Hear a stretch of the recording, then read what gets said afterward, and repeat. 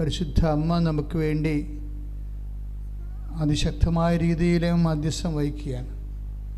അതെന്തുകൊണ്ടാണെന്ന് ചോദിച്ചു കഴിഞ്ഞാൽ അമ്മയുടെ മധ്യസ്ഥതയിലാണ് നമ്മൾ ഉടമ്പടി ചെയ്ത് പോയിരിക്കുന്നത്. ഇപ്പോൾ ഈ ഓൺലൈനിൽ ആരാധന കൂടുന്നവർ ഉടമ്പടി ചെയ്യാൻ എത്രയും വേഗം ആലപ്പുഴ എത്തി ഉടമ്പടി ചെയ്യണം എന്നുള്ള ചിന്തയിൽ കൂടുന്നവരുണ്ട്. അങ്ങനെ എല്ലാ ചിന്തകളും ശരിക്കും പറഞ്ഞാൽ ഫോക്കസ് ചെയ്യണത്, ലക്ഷ്യം വെക്കുന്നത് അമ്മയുടെ മാധ്യസ്ഥത്തിലാണ്. അതുകൊണ്ട് തന്നെ ഈ ആരാധനയുടെ ആദ്യ അവസരങ്ങളിൽ അമ്മയുടെ ശക്തമായ മാധ്യസ്ഥം ഉണ്ടാവും. അതുകൊണ്ട് തന്നെ പരിശുദ്ധ അമ്മയുടെ മാധ്യസ്ഥ അനുസ്മരിച്ചുകൊണ്ട് അതിശക്തമായി സ്തുതിക്കട്ടെ. ഹല്ലേലൂയ ഹല്ലേലൂയ ഹല്ലേലൂയ ഹല്ലേലൂയ യേശുവേ ആരാധന ഹല്ലേലൂയ അതിശക്തമായി സ്തുതിക്കട്ടെ.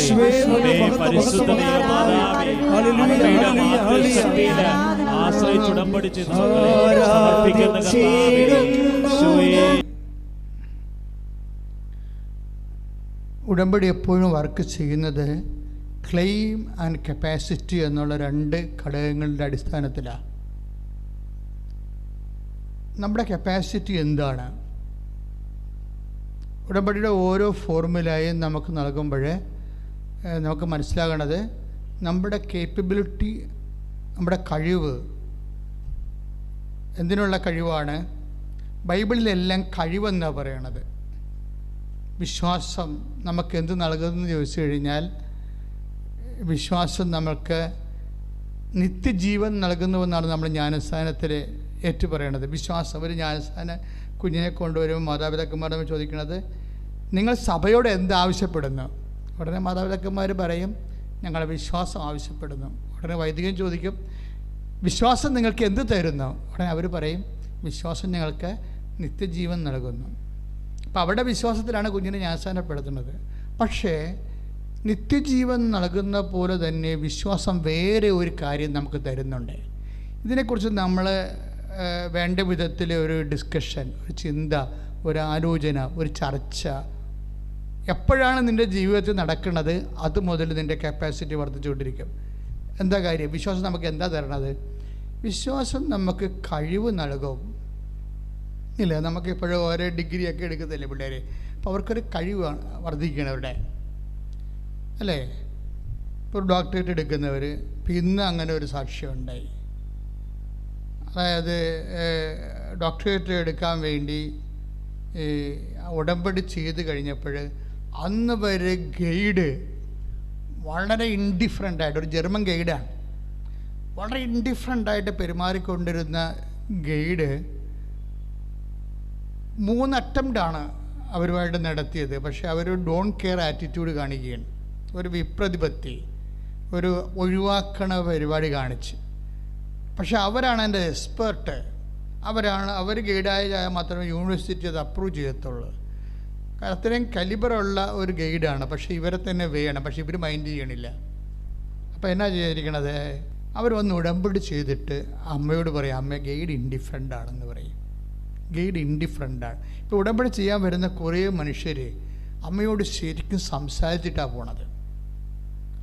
അവർക്ക് കുറച്ച് കാര്യങ്ങൾ പരിശുദ്ധ, അതായത് നമുക്ക് ഈ ദൈവസംസാരമൊക്കെ വന്ന എപ്പോഴാണെന്ന് അറിയാവോ? ഒന്നെങ്കിൽ നമുക്ക് അതിമൗനം വരും, അല്ലെങ്കിൽ നമുക്ക് അതിസംസാരം വരും. ഇത് രണ്ടും പരിശുദ്ധാത്മാവിൻ്റെ അഭിഷേകത്തിൽ നിന്നുണ്ടാകുന്നതാണ്. ചിലർ അതിമൗനമായിരിക്കും, ആത്മാവ് നിറഞ്ഞ് അതിമൗനമായി പോകും. ചിലർ നന്നായി സംസാരിക്കും. ഈ അതിമൗനമാകുന്നതും നന്നായി സംസാരിക്കുന്നതും എല്ലാം അമ്മയുടെ ക്വാളിറ്റീസാണ്.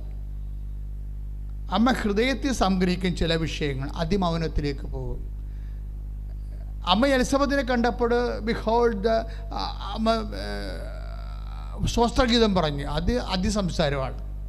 അപ്പോൾ ചില പരിശുദ്ധാത്മാവ് ഒരു വ്യക്തിയിൽ വരുമ്പോൾ ചിലർക്ക് എപ്പോഴും പ്രാർത്ഥിക്കണമെന്ന് തോന്നും, എല്ലാം ദൈവത്തോട് പറയണമെന്ന് തോന്നും. അങ്ങനെയാണ് ഈ സൗദിയിലെ സഹോദരി വന്ന് അമ്മയോട് പറഞ്ഞു, അമ്മേ ഗൈഡ് മൈൻഡ് ചെയ്യണില്ല എന്ന് പറഞ്ഞു. അവർ ഭയങ്കര പത്രാസായിട്ട്, ജർമ്മനാണ് അവർ. അവർക്ക് ഈ സായിപ്പുമാർക്കൊക്കെ ചില സായിപ്പുമാർക്ക് കുറച്ച് ഈ കോംപ്ലക്സ് കൂടുതലാണ്. നമ്മൾ ഇന്ത്യൻസ് അല്ലേ എന്ന് വിചാരിച്ചുകൊണ്ട് ഇത്തിരി കോംപ്ലക്സ് ഉള്ളവരുണ്ട്, നമ്മൾ ആദ്യം കയറി അവരൊന്നും നമ്മളെ അക്സെപ്റ്റ് ചെയ്യില്ല. കഴിഞ്ഞ ദിവസം ഒരു സാക്ഷ്യം ഉണ്ടായിരുന്നു. എനിക്ക് ഇംഗ്ലീഷ് വാർഡിലാണ് ജോലി കിട്ടിയത്. അവിടെ മുഴുവനും ബ്രിട്ടീഷുകാർ മാത്രമേ ഉള്ളൂ. അപ്പോൾ ഞാൻ ഇന്ത്യൻ ആയത് കാരണം എനിക്ക് ആ വാർഡിൽ അവരെന്നെ നിസ്സഹകരിച്ച് എന്നോട് അക്സെപ്റ്റ് ചെയ്തില്ല. എന്നെ അവരെ ഒരു കാര്യം എനിക്ക് പറഞ്ഞു തന്നില്ല എന്ന് പറഞ്ഞു. അപ്പോൾ അവരെന്നാ ചെയ്തത്, ഞാൻ അമ്മയോട് പറഞ്ഞു, അമ്മ ബ്രിട്ടീഷ് വാർഡിലാണ്, അവിടെ സായിപ്പന്മാരേ ഉള്ളൂ, പക്ഷേ എന്നെ അവർ മൈൻഡ് ചെയ്യണില്ല. ഭയങ്കര എന്താണ് അപ്പാർത്തീഡ് എന്ന് പറഞ്ഞ വർണ്ണവിവേചനമില്ലേ, അതൊക്കെ ഇപ്പോഴും നിലനിൽക്കുന്നുണ്ട്. പുറത്ത് പറയുന്നില്ലെങ്കിലും അതൊക്കെ മനസ്സിലുണ്ട് ചില ആൾക്കാരുടെ. അപ്പം അതുകൊണ്ട് അങ്ങനെ അവരുടെ വിപ്രതിപത്തിയാണ് ഇംഗ്ലീഷ് വാർഡിൽ നിന്ന് അവർക്ക് ഉണ്ടായത്. അവരെന്നാ ചെയ്ത് അമ്മയോട് നേരിട്ട് പറയാം, അമ്മേ ഞാനിങ്ങനെ ഒരു വർണ്ണവിവേചനത്തിൽ ഇവരെന്നോട്, എനിക്ക് ഈ വിഷയങ്ങൾ അധികം അറിയത്തില്ല, ഇവരുടെ എറ്റിക്വസും കസ്റ്റംസും അതുപോലെ തന്നെ അവരുടെ വേ ഓഫ് ആക്ഷൻസും മെത്തേഡ്സും ഈ ഹോസ്പിറ്റലിൽ അവരുടെ രീതികളൊന്നും ഞാൻ ഫസ്റ്റ് ടൈമാണ് ഇവിടെ. പക്ഷേ എന്നെ ഹെൽപ്പ് ചെയ്യാൻ ഇവിടെ ആരുമില്ല, ഇന്ത്യൻസും ഇല്ല മലയാളീസും ഇല്ല. അവരാണെങ്കിൽ എന്നോട് എന്താണ് നമ്മളൊരു സെർവൻസിനെ പോലെ ഇങ്ങനെ വിപ്രതിപത്തി കാണിക്കുന്നത്. പക്ഷേ ഇവരുടെ ഒരു പ്രശ്നം, നിങ്ങളെപ്പോഴും മനസ്സിലാക്കണം, നിങ്ങൾ ഇംഗ്ലീഷ് വാർഡിൽ പോയാലും നിങ്ങൾ ധ്രുവ പ്രദേശത്ത് പോയാലും അന്റാർട്ടിക്ക പോയാലും ഒരു കാര്യം നിങ്ങൾ മനസ്സിലാക്കണം, എന്താണ്, പരിശുദ്ധ അമ്മ നിന്റെ കൂടെ അവിടെ ഉണ്ടായിരിക്കും. ശ്രുതിക്കട്ടെ, ശ്രുതിക്കട്ടെ, കരങ്ങൾ ഉയർത്തിക്കൊണ്ട് ശ്രുതിക്കട്ടെ. Hallelujah, hallelujah. കർത്താവേ, ഞങ്ങൾ എവിടെയായിരുന്നാലും അമ്മ കൂടെ എന്ന ബോധ്യം കർത്താവേ പ്രബോധനം നൽകുമെന്ന് പറയുന്നു. യേശുവേ ആരാധന. കർത്താവേ സ്തുതിച്ച് പ്രാർത്ഥിക്കുന്നു. യേശുവേ ആരാധന, കർത്താവേ ആരാധന. ദൈവസ്നേഹത്തോടെ പരിശുദ്ധ പരമദിവ്യകാരുണ്യത്തിന് ആരാധനയും സ്തുതിയും പുകഴ്ചയുണ്ടായിരിക്കട്ടെ. പരിശുദ്ധ പരമദിവ്യകാരുണ്യത്തിന് ആരാധനയും സ്തുതിയും പുകഴ്ചയുണ്ടായിരിക്കട്ടെ. അപ്പം ഈ ഡയലോഗ്, ഫ്രീ ഡയലോഗ് നമ്മുടെ ഉടമ്പടി വരുമ്പോൾ നമുക്ക് കിട്ടുന്നൊരു കപ്പാസിറ്റിയാണത്. ഉടമ്പടി വരുമ്പോൾ നമ്മൾ പരിശുദ്ധാത്മാവ് നമ്മൾ പറയും, നീ ഇപ്പോൾ അമ്മയുമായി ഉടമ്പടി ആയില്ലേ, തരും ഉഭയകക്ഷിയല്ലേ, ബൈലാറ്ററല്ലേ, ബൈലാറ്ററൽ എഗ്രിമെൻ്റ് ആകുമ്പോൾ നമ്മളവിടെ ആനുകൂല്യവും ഔദാര്യവും അനുഗ്രഹവും ഒന്നുമല്ല, അവകാശമാണ് എൻ്റെ വിഷയം. അപ്പോൾ ചില ആൾക്കാർക്ക് ഈ അവകാശബോധം വല്ലാണ്ട് അങ്ങോട്ട് കത്തിപ്പിടിക്കും. പരിശുദ്ധാത്മാവ് അത് കത്തിക്കും നമ്മളിലെ അവകാശബോധം. അപ്പം അതുകൊണ്ട് അവർ വന്നിട്ട് പറഞ്ഞ് അമ്മ ആ ജർമ്മൻ ഗൈഡ് മൈൻഡ് ചെയ്യണില്ലെന്ന് പറയും. അപ്പോൾ ഒരു മകള് അമ്മയോട് പറയുന്ന ആ ഒരു രീതിയിലാണ് പരിശുദ്ധാത്മാവ് അവർക്ക് അഭിഷേകം കൊടുത്തത്. അതായത് within no time German guide ഇങ്ങോട്ട് വിളിക്കും. ഇതാണ് സ്പീഡെന്ന് പറയണത്. വല്ലാത്ത ഒരു സ്പീഡാണ് ഈ വിഷയത്തിൽ വരണത്. നമ്മളെ കപ്പാസിറ്റി കൂടി, കപ്പാസിറ്റി എന്ന് പറഞ്ഞാൽ എന്നാ കപ്പാസിറ്റിയാണ് നമ്മൾക്ക്, അതായത് കപ്പാസിറ്റി എന്ന് പറയുമ്പോൾ ഒരു ഉടമ്പടി ചെയ്യുമ്പോൾ വ്യക്തിക്കൊണ്ട കപ്പാസിറ്റി എന്താണെന്ന് ചോദിച്ചാൽ യോഹന്നാന്റെ സുവിശേഷം 1:12 എന്താണ്? ഒന്ന് ഏറ്റു പറഞ്ഞ്, അവൻ്റെ നാമത്തിൽ വിശ്വസിക്കുന്നവർക്കെല്ലാം ദൈവമക്കളാകാനുള്ള കഴിവ് നൽകി. സന്തോഷത്തോടെ പറഞ്ഞേ, ദൈവമക്കളാകാനുള്ള കഴിവ് നൽകി. Praise the Lord. അപ്പൊ കഴിവ് എന്തിനാണ് കിട്ടുന്നത്? ദൈവമക്കളുടെ കഴിവാണ് കിട്ടുന്നത്. ദാറ്റ് മീൻസ് എന്താ വിഷയം അവിടെ എൻ്റെ ഇത് വരണത്? ഒരു വിശ്വാസത്തിൽ നിന്ന് ദൈവമക്കളുടെ കഴിവ് കിട്ടിക്കഴിഞ്ഞാൽ, ഇപ്പോൾ വിശ്വാസം നമുക്ക് എന്ത് തരുന്നത്? നിത്യജീവൻ മാത്രമല്ല നൽകണത്, നമ്മുടെ കഴിവ് വർദ്ധിപ്പിക്കും. ഇല്ലേ? എന്തെല്ലാം കഴിവുണ്ട് ഇവിടെ? എന്തെല്ലാം കഴിവ് വേണം ഇവിടെ ജീവിക്കാൻ? നമുക്ക് ഫൈനാൻസായിട്ടുള്ള കഴിവ് വേണം, ഇല്ലേ? കടങ്ങളൊന്നും ഉണ്ടാകരുത്, കഴിവ് വേണം. അപ്പോൾ ഇത് ഈ കഴിഞ്ഞ ദിവസങ്ങളിലെ ജെസ്സി കുര്യൻ എന്നും പറഞ്ഞ് ടെക്സാസിൽ നിന്നൊരു സാക്ഷിയുണ്ട്. അതിമനോഹരമായ സാക്ഷ്യമാണ്. ജെസ്സി കുര്യൻ്റെ പ്രശ്നം എന്താണെന്ന് വെച്ച് കഴിഞ്ഞാൽ, ജെസ്സി കുര്യനെ അവർക്ക് പെട്ടെന്നാണ് അവർക്ക് ഈ ഒരു കത്ത് ബാങ്കിൽ നിന്ന് വരണത്. അവർക്ക് ഇതിനെക്കുറിച്ച് കോൺഷ്യസ് ആയിരുന്നു, ഇങ്ങനെ ഒരു എമൗണ്ട് നമുക്ക് കടമുണ്ടെന്നതിനെക്കുറിച്ച് കോൺഷ്യസ് ആയിരുന്നു. പക്ഷേ അതിനെക്കുറിച്ച് ഡിസ്റ്റർബ്ഡ് അല്ലായിരുന്നു. പക്ഷേ അതിനെ എന്തുമാത്രം ഉണ്ടെന്ന് അറിയത്തില്ലായിരുന്നു. കുറേ വർഷങ്ങൾക്ക് മുമ്പോട്ട് കടവാണ്. പക്ഷേ ഇപ്പോൾ വന്നപ്പോൾ ഇൻഡാസായിപ്പോയി.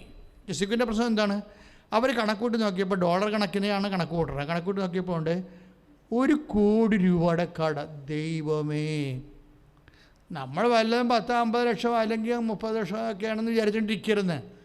ഇൻഡാസ് എന്ന് വെച്ചാൽ ഇതുപോലൊരു ഇൻഡാസ് അകപ്പെട്ടു പോയി. 1 കോടി രൂപയുടെ കടം.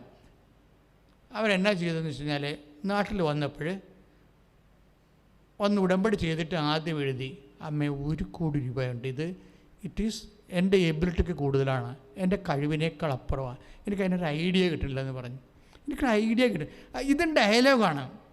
ഇത് ഇവരൊക്കെ എങ്ങനെയാണ് ദൈവത്തെ അനുഭവിച്ചതെന്ന് വെച്ചാൽ, ജെസ്സിക്കുര്യയുടെ വന്നിട്ട് ഉടമ്പടി ചെയ്തു അമ്മയുടെ മുഖത്ത് നോക്കിയിട്ട്, അമ്മേ ഇത്രയും വരുമെന്ന് ഞാൻ പ്രതീക്ഷിച്ചില്ല, വല്ല 30-40 ലക്ഷമാണ് ഞാൻ മാനേജ് ചെയ്യും, ഇത് 60 ലക്ഷം കൂടി എക്സ്ട്രാ ആയിട്ട് ഇത് കിട്ടാനുള്ളൊരു യാതൊരു മാർഗ്ഗവും ഇല്ല, അപ്പോൾ അമ്മ എന്നെ സഹായിക്കണം, എനിക്ക് വേറെ മാർഗ്ഗമില്ല.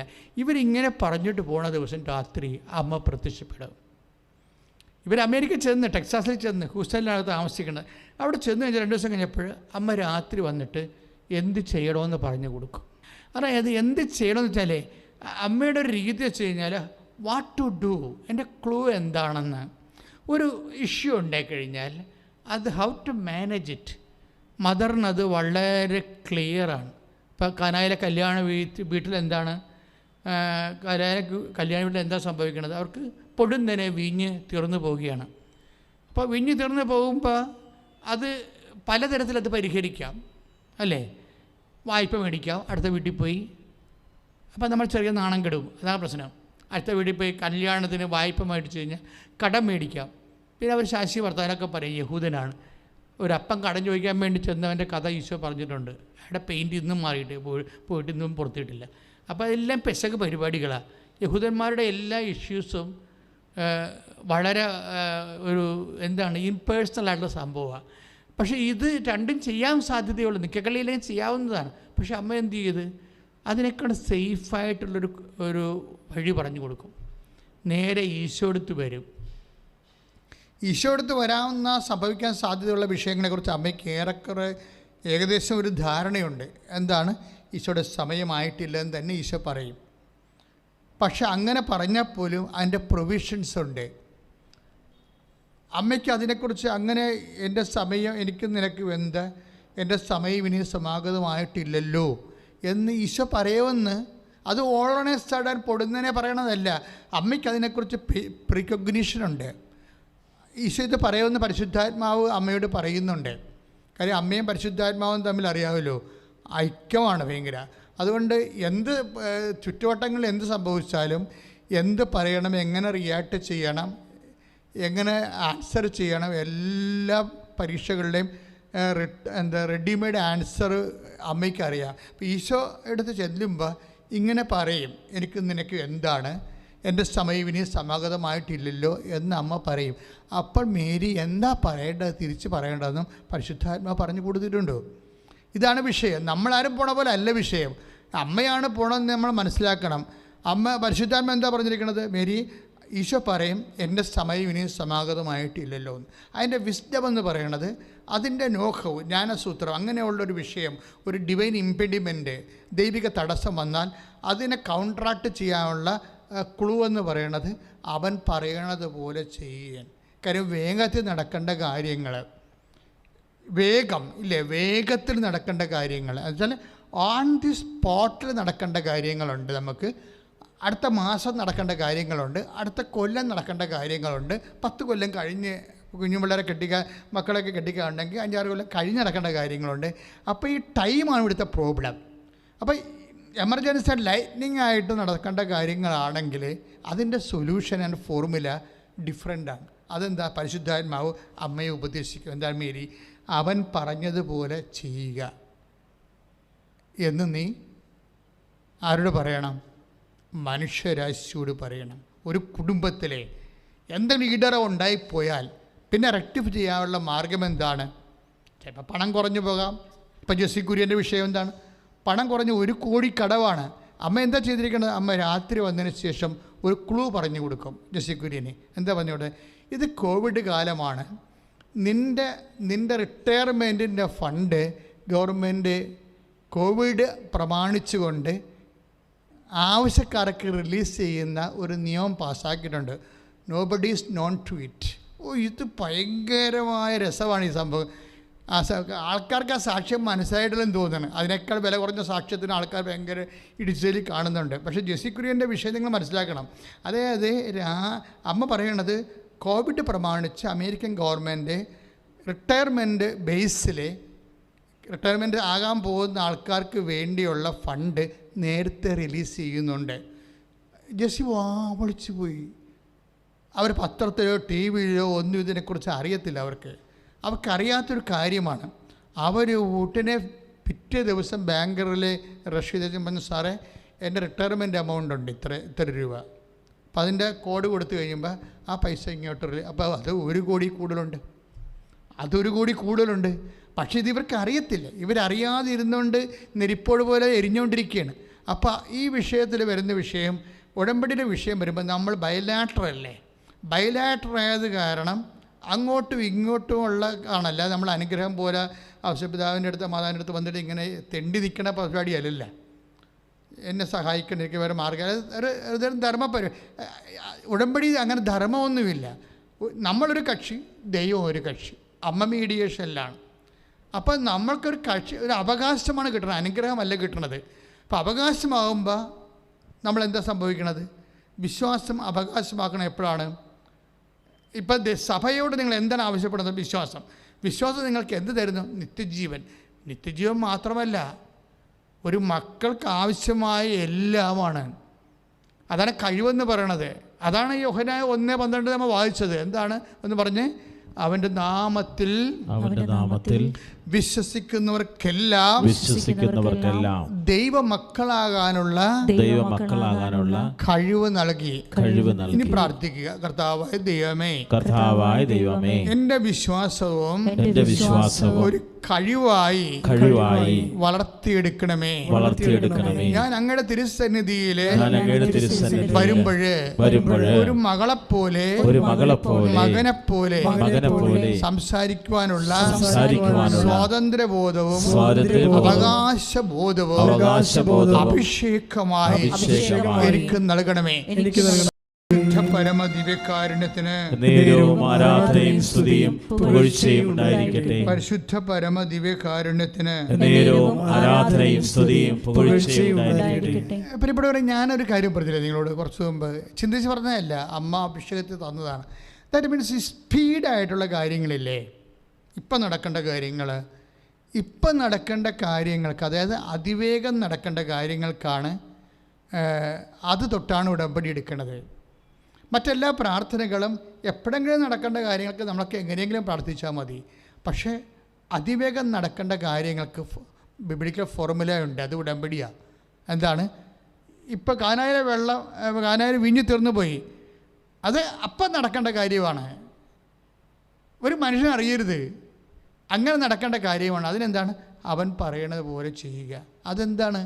അത് ഒരു ഫോർമുലയാണത്. ഈശോയുടെ വലിയ പഴയ കാലങ്ങളിലുള്ള ഫോർമുലയാണ്, പുതിയ ഫോർമുല അല്ലത്. അമ്മയ്ക്ക് പരിശുദ്ധാത്മാവ് ഓർപ്പിച്ചു കൊടുത്തു എന്നുള്ളതാണ് പ്രശ്നം. നമുക്കെല്ലാം അറിയാവേ, ഓർപ്പിച്ചു തരാൻ ആളില്ലാത്തതുകൊണ്ടാണ് ഈ കുഴപ്പം മുഴുവൻ വരണത്. മനസ്സിലായില്ലേ? ഈ മനുഷ്യന്മാർക്കെല്ലാം അയ്യോ അതങ്ങനെയാണല്ലേ, അത് ഞാൻ അപ്പോൾ ഓർത്തില്ല എന്ന് പറയും. അത് ഓർത്തില്ലെന്ന് പറയും. കാര്യം ആൾക്കാർക്ക് അറിയാൻ പാടില്ലാഞ്ഞിട്ടല്ല, പരിശുദ്ധാത്മാവ് ഇല്ലാത്ത കാരണം ഓർത്ത് കിട്ടണില്ല. അതാണ് വിഷയം. കർത്താവ് എന്താ പറഞ്ഞിരിക്കുന്നത്? സത്യാത്മാവ് വരുമ്പോൾ നിങ്ങളെ പൂർണ്ണ ശ്രദ്ധയിലേക്ക് 14:26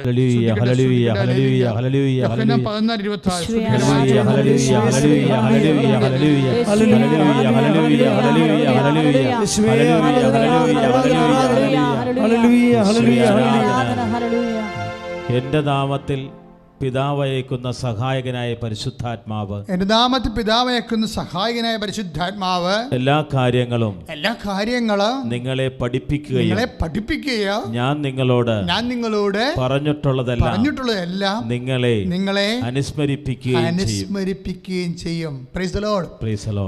ഇതൊരു പക്ഷെ കാറ്റഗോറിക്കൽ വേർഡാണ് ബൈബിളില്ല. കാര്യം മനുഷ്യന്മാർക്ക് എല്ലാവർക്കും ഒക്കെ ഓരോരോ വഴികൾ അറിയാം. പക്ഷേ ചില ആൾക്കാർ ചിലർ ഓർക്കുവേ, കുറച്ച് കഴിഞ്ഞേ ഓർക്കത്തുള്ളൂ. ചില ആൾക്കാർ പരീക്ഷ എഴുതി വെച്ചും പിറ്റേ ദിവസം വന്നിട്ട് ദൈവമേ ഇതായിരുന്നല്ല അതിൻ്റെ ഉത്തരം, അതെനിക്കറിയാൻ വരുന്നല്ല, മരപ്പെട്ടി മണ്ടിയല്ല, ഓർക്കാൻ പറ്റുന്നില്ല. പരിശുദ്ധാത്മാവില്ലല്ലോ, അതാണ് വിഷയം. കാര്യം പരിശുദ്ധാത്മാവ് ഇത് സംഭവം ഉള്ളതാണ്. ഇപ്പം നമ്മളൊരു കാര്യം അയ്യോ അത് ചെയ്താൽ മതിയായിരുന്നല്ല, നമ്മുടെ കയ്യിലില്ല, ഈ നോളജ് എല്ലാം ഉണ്ട്, ചെയ്യേണ്ട കാര്യങ്ങളുണ്ട്. പക്ഷേ നമ്മളെ ഓർപ്പിച്ച് തരാൻ ആരുമില്ല. ഇതുകൊണ്ടാണ് ഞാൻ എപ്പോഴും നിങ്ങൾ പറയും keep the minimum holy spirit. അതായത് ഒരു മിനിമം പരിശുദ്ധാത്മാവിനെ സൂക്ഷിക്കാനുള്ള, അതായത് അതിനുള്ള ബോധം ഉണ്ടാകണം. ഇപ്പം അനു മരിയ കഴിഞ്ഞ ദിവസങ്ങളിലാണ് സാക്ഷിയാണ്. അനു മരിയ പാലക്കാടാണ്. അവൾക്ക് ഭയങ്കര ബോധമാണ്. എന്താ പ്രശ്നം വെച്ചാൽ, അവളുടെ പ്രശ്നം വെച്ച് കഴിഞ്ഞാൽ അനു മരിയ സാക്ഷ്യം പറഞ്ഞതിന് ഞാൻ കഴിഞ്ഞ നവംബറിൽ വന്ന ആളാണ്, വന്ന് ഉടമ്പടി ചെയ്താണ്. ഇപ്പോൾ അവൾ പറഞ്ഞു ഞാൻ ഒറ്റക്കാണ് അവിടെ നിന്ന് വന്നതെന്ന്. അപ്പം കേൾക്കുന്നവർക്ക് അത്രയും ഫീൽ ചെയ്യത്തില്ല. അവൾക്ക് 10, 20, 21 വയസ്സേ ഉള്ളൂ. അപ്പം പാലക്കാട് നിന്ന് പാപം ഒറ്റയ്ക്ക്, ആലപ്പുഴ ആദ്യം കാണുകയായിരിക്കും ചിലപ്പോൾ, ഈ കൃപാസനം തിരക്കി പിടിച്ച് ഇവിടെ വന്നിട്ട് ഉടമ്പടി ചെയ്തിട്ട് അമ്മയോട് പറഞ്ഞിട്ട് പോകണത് എന്താ വെച്ചാൽ, എന്താ അവളുടെ പ്രശ്നം, അവളുടെ വിസ ഇൻ്റർവ്യൂവിന് അവൾ ഫെയിലാകുന്നു. വിസയുടെ ഇൻ്റർവ്യൂവിന് ഫെയിലാകുന്നു, അതാണ് പ്രശ്നം. അപ്പോഴേ 3 വിസ ഇൻ്റർവ്യൂ നടന്ന് 3 ഫെയിലായി കഴിയുമ്പോൾ അതിനിവിടെ വന്ന് ഉടമ്പടി ചെയ്യും. ഈ ഉടമ്പടി ചെയ്തതിന് ശേഷം ഈ കുട്ടിയുടെ അതിൻ്റെ മൂവ്മെൻറ്റ് ഭയങ്കരമാണ്. എന്ന് വെച്ച് കഴിഞ്ഞാൽ അവൾ പറയണത്, ഞാൻ പിന്നീട് ഉടമ്പടി ചെയ്തതിന് ശേഷം ഞാൻ പിന്നീട് ആരോടും സംസാരിച്ചിട്ടില്ലെന്ന്. എന്താ കാര്യം, അവൾ ശരിക്കും അതിൻ്റെ അഭിഷേകത്തിലായിപ്പോയി. ഞാൻ ഉടനെ അടുത്ത ഈ വിസ ഇൻ്റർവ്യൂ വന്ന്, അപ്പോൾ ഇവളുടെ മനസ്സിൽ ഉത്കണ്ഠയില്ല, ആന്തരികമായ അഭിഷേകത്തിൽ അമ്മ ഇങ്ങനെ കുളിപ്പിച്ചിരിക്കുകയാണ്. അപ്പോൾ പറഞ്ഞത് എനിക്ക് സന്തോഷമാണ്. എന്താണ്, എനിക്ക് ഈ ഇൻ്റർവ്യൂവിൽ അമ്മ എന്നെ സഹായിക്കും. കാര്യം സഹായിക്കണമെന്ന് പറഞ്ഞാൽ ശ്രീകലയെന്നും പറഞ്ഞ് പെരുമ്പാവൂർന്നൊരു സാക്ഷി ഇവളെ കേട്ടു കഴിഞ്ഞ 2 ആഴ്ച മുമ്പ്. അപ്പോൾ അത് കഴിഞ്ഞ ദിവസമായിരുന്നു ഇൻ്റർവ്യൂ വന്നത്. അപ്പോൾ സ്ത്രീകളുടെ സാക്ഷ്യം, ഹൈന്ദവ സഹോദരിയാണെങ്കിൽ സാക്ഷ്യം പിടിക്കട്ടെ. അപ്പോഴേ അതിൻ്റെ അകത്ത് സ്ത്രീകല സ്വന്തമായിട്ട് പരിശുദ്ധാത്മാവിനാൽ നിറഞ്ഞിട്ട് ഒരു സ്വന്തം പ്രാർത്ഥന ഉണ്ടാക്കുന്നുണ്ട്. എന്താണ്, അമ്മയുടെ മുമ്പിൽ എന്ന് വെച്ചാൽ അമ്മേ എന്ന് വിളിച്ചിട്ട് പറയേണ്ട ഒരു കാര്യം, അമ്മയുടെ പ്രത്യക്ഷീകരണത്തിൻ്റെ സ്ഥിരസാക്ഷിയായി എന്നെ ഉയർത്തണമേ. ഞാൻ ഹൗ ഷീസ് എഡ്യൂക്കേറ്റഡ് സോ. ഞാൻ അതായത് ക്രിസ്ത്യനായിട്ടുള്ളൊരു ബാക്ക്ഗ്രൗണ്ട് ഇല്ല, പക്ഷെ വായിന്ന് വരുന്നത് മോർ ദാൻ ക്രിസ്ത്യനായിട്ടുള്ള അഭിഷേകമാണ് വരണത്. അതായത് ഇവൾ അമ്മയുടെ മുമ്പിൽ നിൽക്കുമ്പോൾ പരിശുദ്ധാത്മാവ് ഇവൾക്ക് ജ്ഞാനം കൊടുക്കും, ജ്ഞാനം കൊടുത്ത് പറയും, ഇങ്ങനെ പ്രാർത്ഥിക്കാൻ പറയും. എന്താണ്, എന്നെ അമ്മയുടെ പ്രത്യക്ഷീകരണത്തിൻ്റെ സ്ഥിരസാക്ഷിയായി എന്നെ മാറ്റണമേ. ഇത് പക്ഷേ ദൈവത്തിന് ചങ്കക്കുണ്ട് ഈ പ്രാർത്ഥന. സ്ത്രീകളുടെ വിഷയങ്ങളെല്ലാം പ്രളാന്നാണ് പിന്നെ നടക്കുന്നതല്ല. ഇത് സാക്ഷി അനു മരിയ, ഈ പെരുമ്പാവൂരുകാരിയാണ് ഈ സ്ത്രീകളുടെ സാക്ഷ്യം അനു മരിയ പാലക്കാടിരുന്ന് കേട്ടിട്ട് ഇവൾക്ക് അഭിഷേകം ഉണ്ടാവും. അഭിഷേകം ഉണ്ടായി കഴിയുമ്പോൾ അവൾ പറയും, അമ്മയെ എന്നെയും, എനിക്ക് ആ ചേച്ചി പ്രാർത്ഥിച്ചിരിക്കും ഭയങ്കര ഇഷ്ടപ്പെട്ടു, എന്നെയും അമ്മയുടെ പ്രത്യക്ഷീകരണത്തിൻ്റെ സ്ഥിര സാക്ഷിയായി മാറ്റണമേ. കാര്യം ഈ ഉടമ്പടി നിൽക്കുന്നത് പ്രത്യക്ഷീകരണത്തിലാണ്. അതിൻ്റെ ആ സ്റ്റാൻഡിൽ നിന്നാണ് നമുക്ക് അമ്മയുടെ പ്രത്യക്ഷീകരണത്തിന് ശേഷമാണ് ഈ ഉടമ്പടി വരണത്, ഉടമ്പടി കിട്ടണത്. അപ്പോഴേ അനു ഇങ്ങനെ പ്രാർത്ഥിക്കും. പക്ഷെ അനു പ്രാർത്ഥിക്കുമ്പോൾ വിഷയം എന്ന് വെച്ചാൽ അവളൊരു തീരുമാനം എടുക്കും. എന്താണ്, ഈ ശുശ്രൂഷ കഴിയണവരെ, എൻ്റെ ഇൻ്റർവ്യൂ കഴിയണവരെ ഞാൻ ആരോടും സംസാരിക്കത്തില്ല. സംസാരിക്കാതിരിക്കുകയില്ല. 3 മണി വെളുപ്പിന് അന്ന് വെളുപ്പിന് 3 മണി വെളുപ്പിന് അനു എഴുന്നേറ്റ് 10 മണിക്കാണ് ഇൻ്റർവ്യൂ. എന്നിട്ട് കർത്താവിൻ്റെ വചനങ്ങൾ വായിക്കാൻ തുടങ്ങി. ഇൻ്റർവ്യൂ വേണ്ടി ഒന്നും ഒരുങ്ങണില്ല. എന്താ പറയണത്, ഇൻ്റർവ്യൂ അമ്മയല്ലേ നോക്കണതെന്ന്. അതായത് വേറെ ഒരു 2-3 ചേടത്തിമാർ, കറുകുറ്റി എന്നൊക്കെ പറഞ്ഞ ചേടത്തിമാർ നേരത്തെ ഒരു സാക്ഷിയുടെ പറഞ്ഞത് അനുവിൻ്റെ തലയിലുണ്ട്.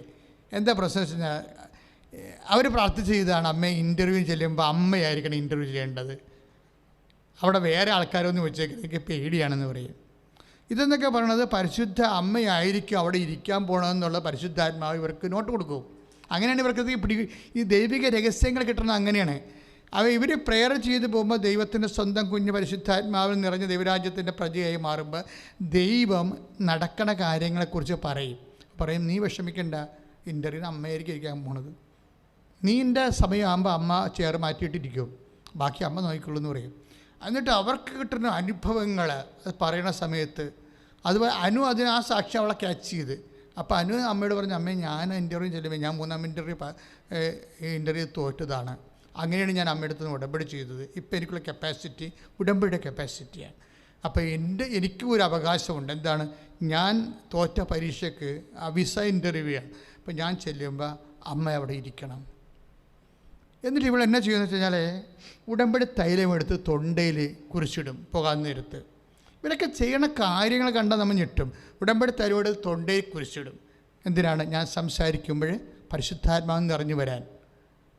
പിന്നീട് നെറ്റിക്ക് കുരിശിടും ഉടമ്പടി തൈലം എടുത്തിട്ട് വിശ്വാസപ്രമാണം ചൊല്ലി. എന്തിനായിട്ടാണത്? ഞാൻ വാക്കുകളെല്ലാം ഓർത്തെടുക്കാൻ വേണ്ടി, ഓർത്ത് കിട്ടാൻ വേണ്ടി. അപ്പോൾ ഇവളെ മുഴുവനും ഉടമ്പടി തൈലത്തിൽ അഭിഷേകത്തെ പൂശിച്ചിട്ടാണ് ഇവൾ പോണത്. പോയിട്ട് പറയുകയാണ്, ഞാൻ പോണ വഴിക്ക് ഒരു മനുഷ്യനോട് സംസാരിച്ചില്ല. എന്താ കാര്യം? കർത്താവ് എൻ്റെ കൂടെ ഉണ്ട്. കർത്താവിൻ്റെ കൂടെ പോകുമ്പോൾ നമ്മൾക്ക് ആൾക്കാരോട് സംസാരിക്കാൻ പറ്റുമോ?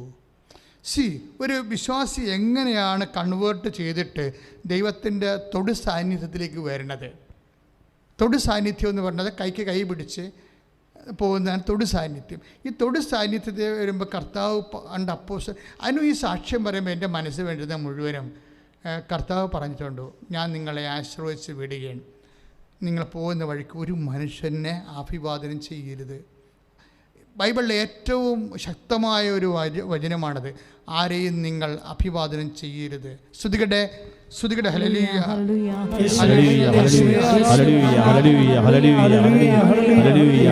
പരിശുദ്ധ പരമ ദിവ്യകാരുണ്യത്തിന് ആരാധനയും സ്തുതിയും പുകഴ്ചയും. പരിശുദ്ധ പരമ ദിവ്യകാരുണ്യത്തിന് അപ്പോസ്തലന്മാരെ ഈ 2 പേരായിട്ട് വിടുമ്പോൾ ഈശോ കൊടുക്കുന്ന നിർദ്ദേശമാണത്. പോകുന്ന വഴിക്ക് നിങ്ങൾ ആരെയും അഭിവാദനം ചെയ്യേണ്ടതെന്ന് വെച്ച് കഴിഞ്ഞാൽ ഇങ്ങനെ ഇളിച്ച് കാണിക്കരുതെന്ന് വെച്ചാൽ ആൾക്കാരുമായിട്ട് ആവശ്യമില്ലാതെ കോംപ്രമൈസ് വെക്കരുതെന്ന്. കാരണം ദൈവം നമ്മുടെ കൂടെ നിൽക്കുമ്പോൾ കണ്ട വായി നോക്കിയുള്ളതായിട്ട് നമുക്ക് കോംപ്രമൈസിൻ്റെ ആവശ്യം എന്താ?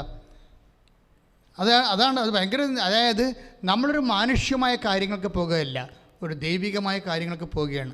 ദൈവമാണ് നമ്മുടെ കൂടെ ഉള്ളത്. അതിപ്പോൾ നിങ്ങൾ രജിസ്ട്രേഷൻ ഓഫീസിൽ പോയാലും വേറെ ഏത് ഓഫീസിൽ പോയാലും ജോമാല കയ്യിലെടുക്കും. പക്ഷേ നമ്മളെന്ത് ചെയ്യും? അനു പറയണത് എന്താണ്? അനുമര്യ പറയണത് എന്താണ്? ഞാൻ ഇൻ്റർവ്യൂ ഓഫീസ് വരെ ആരോട് സംസാരിച്ചില്ല.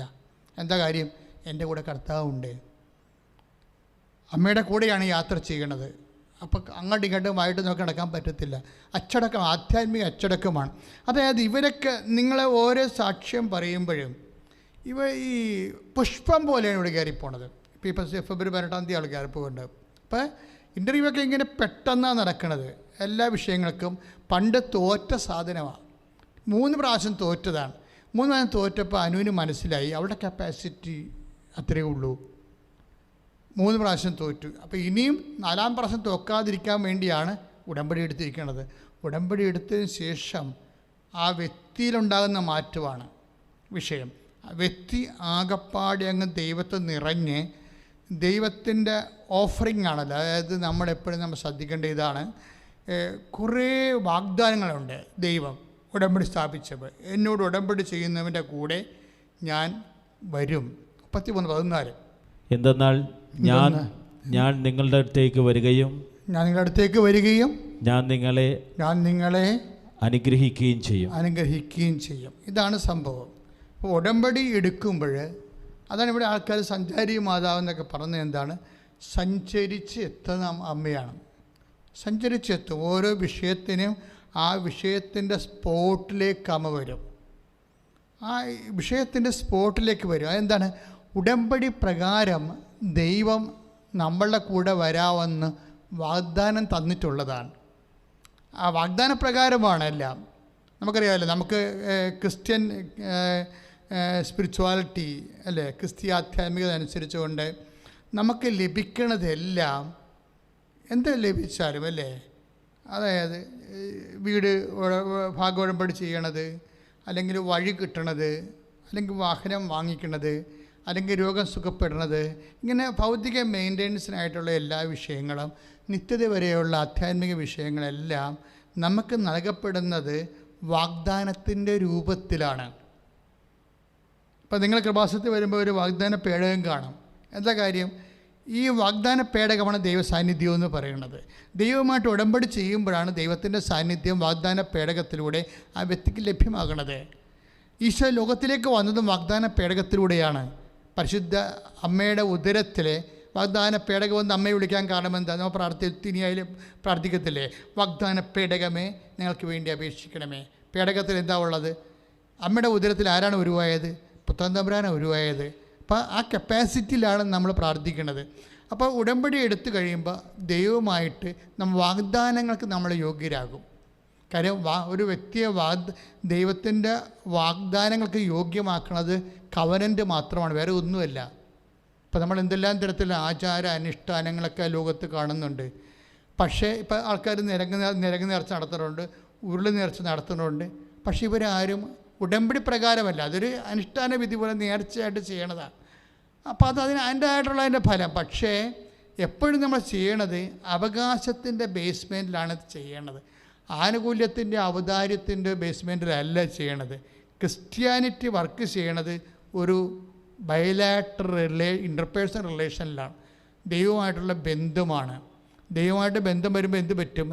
ദൈവത്തിനെ പോലെ തന്നെ ഇത് ലൈറ്റ്നിങ് സ്പീഡിലേക്ക് ഇത് കൺവേർട്ട് ചെയ്യും.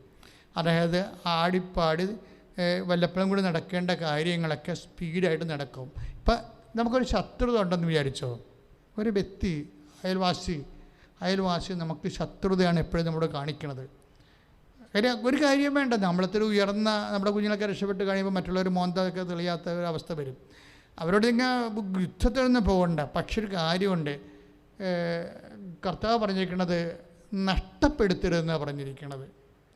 ശത്രുവിനെ നിങ്ങൾ നേടണമെന്നാണ് പറഞ്ഞിരിക്കുന്നത്. നഷ്ടപ്പെടുത്തണതിന് ആർക്കും സാധിക്കും അല്ലേ? ഒരാളെ നഷ്ടപ്പെടുത്താൻ ആർക്കും സാധിക്കും. ഈശോ എന്താ പറയണത്? അങ്ങനെ ചെയ്താൽ നിങ്ങളുടെ ശത്രുവിനെ നിങ്ങൾ നേടും. ഈശോ ഉദ്ദേശിക്കുന്നത് എന്താണ്? ആ ശത്രുവിനായിക്കഴിഞ്ഞാൽ, അപ്പോൾ ശത്രു എന്ന് പറയുമ്പോൾ സ്വാഭാവികമായിട്ട് വിദ്വേഷം ഉണ്ടാകും, വേര് വളർന്നുണ്ടാകും, അശുദ്ധമായ വ്യക്തിയാകും അല്ലേ? അങ്ങനെ കുറേ സംഭവങ്ങൾ ശത്രുതയിലുണ്ട്. വിദ്വേഷമുണ്ട്, അശുദ്ധിയുണ്ട്. ഹെബ്രായ ലേഖനം 12 അധ്യായം അനുസരിച്ചുകൊണ്ട് വിദ്വേഷത്തിൻ്റെ വേര് വളർന്ന് അശുദ്ധരാകാതിരിക്കാൻ സൂക്ഷിച്ചു കൊള്ളുവിൻ.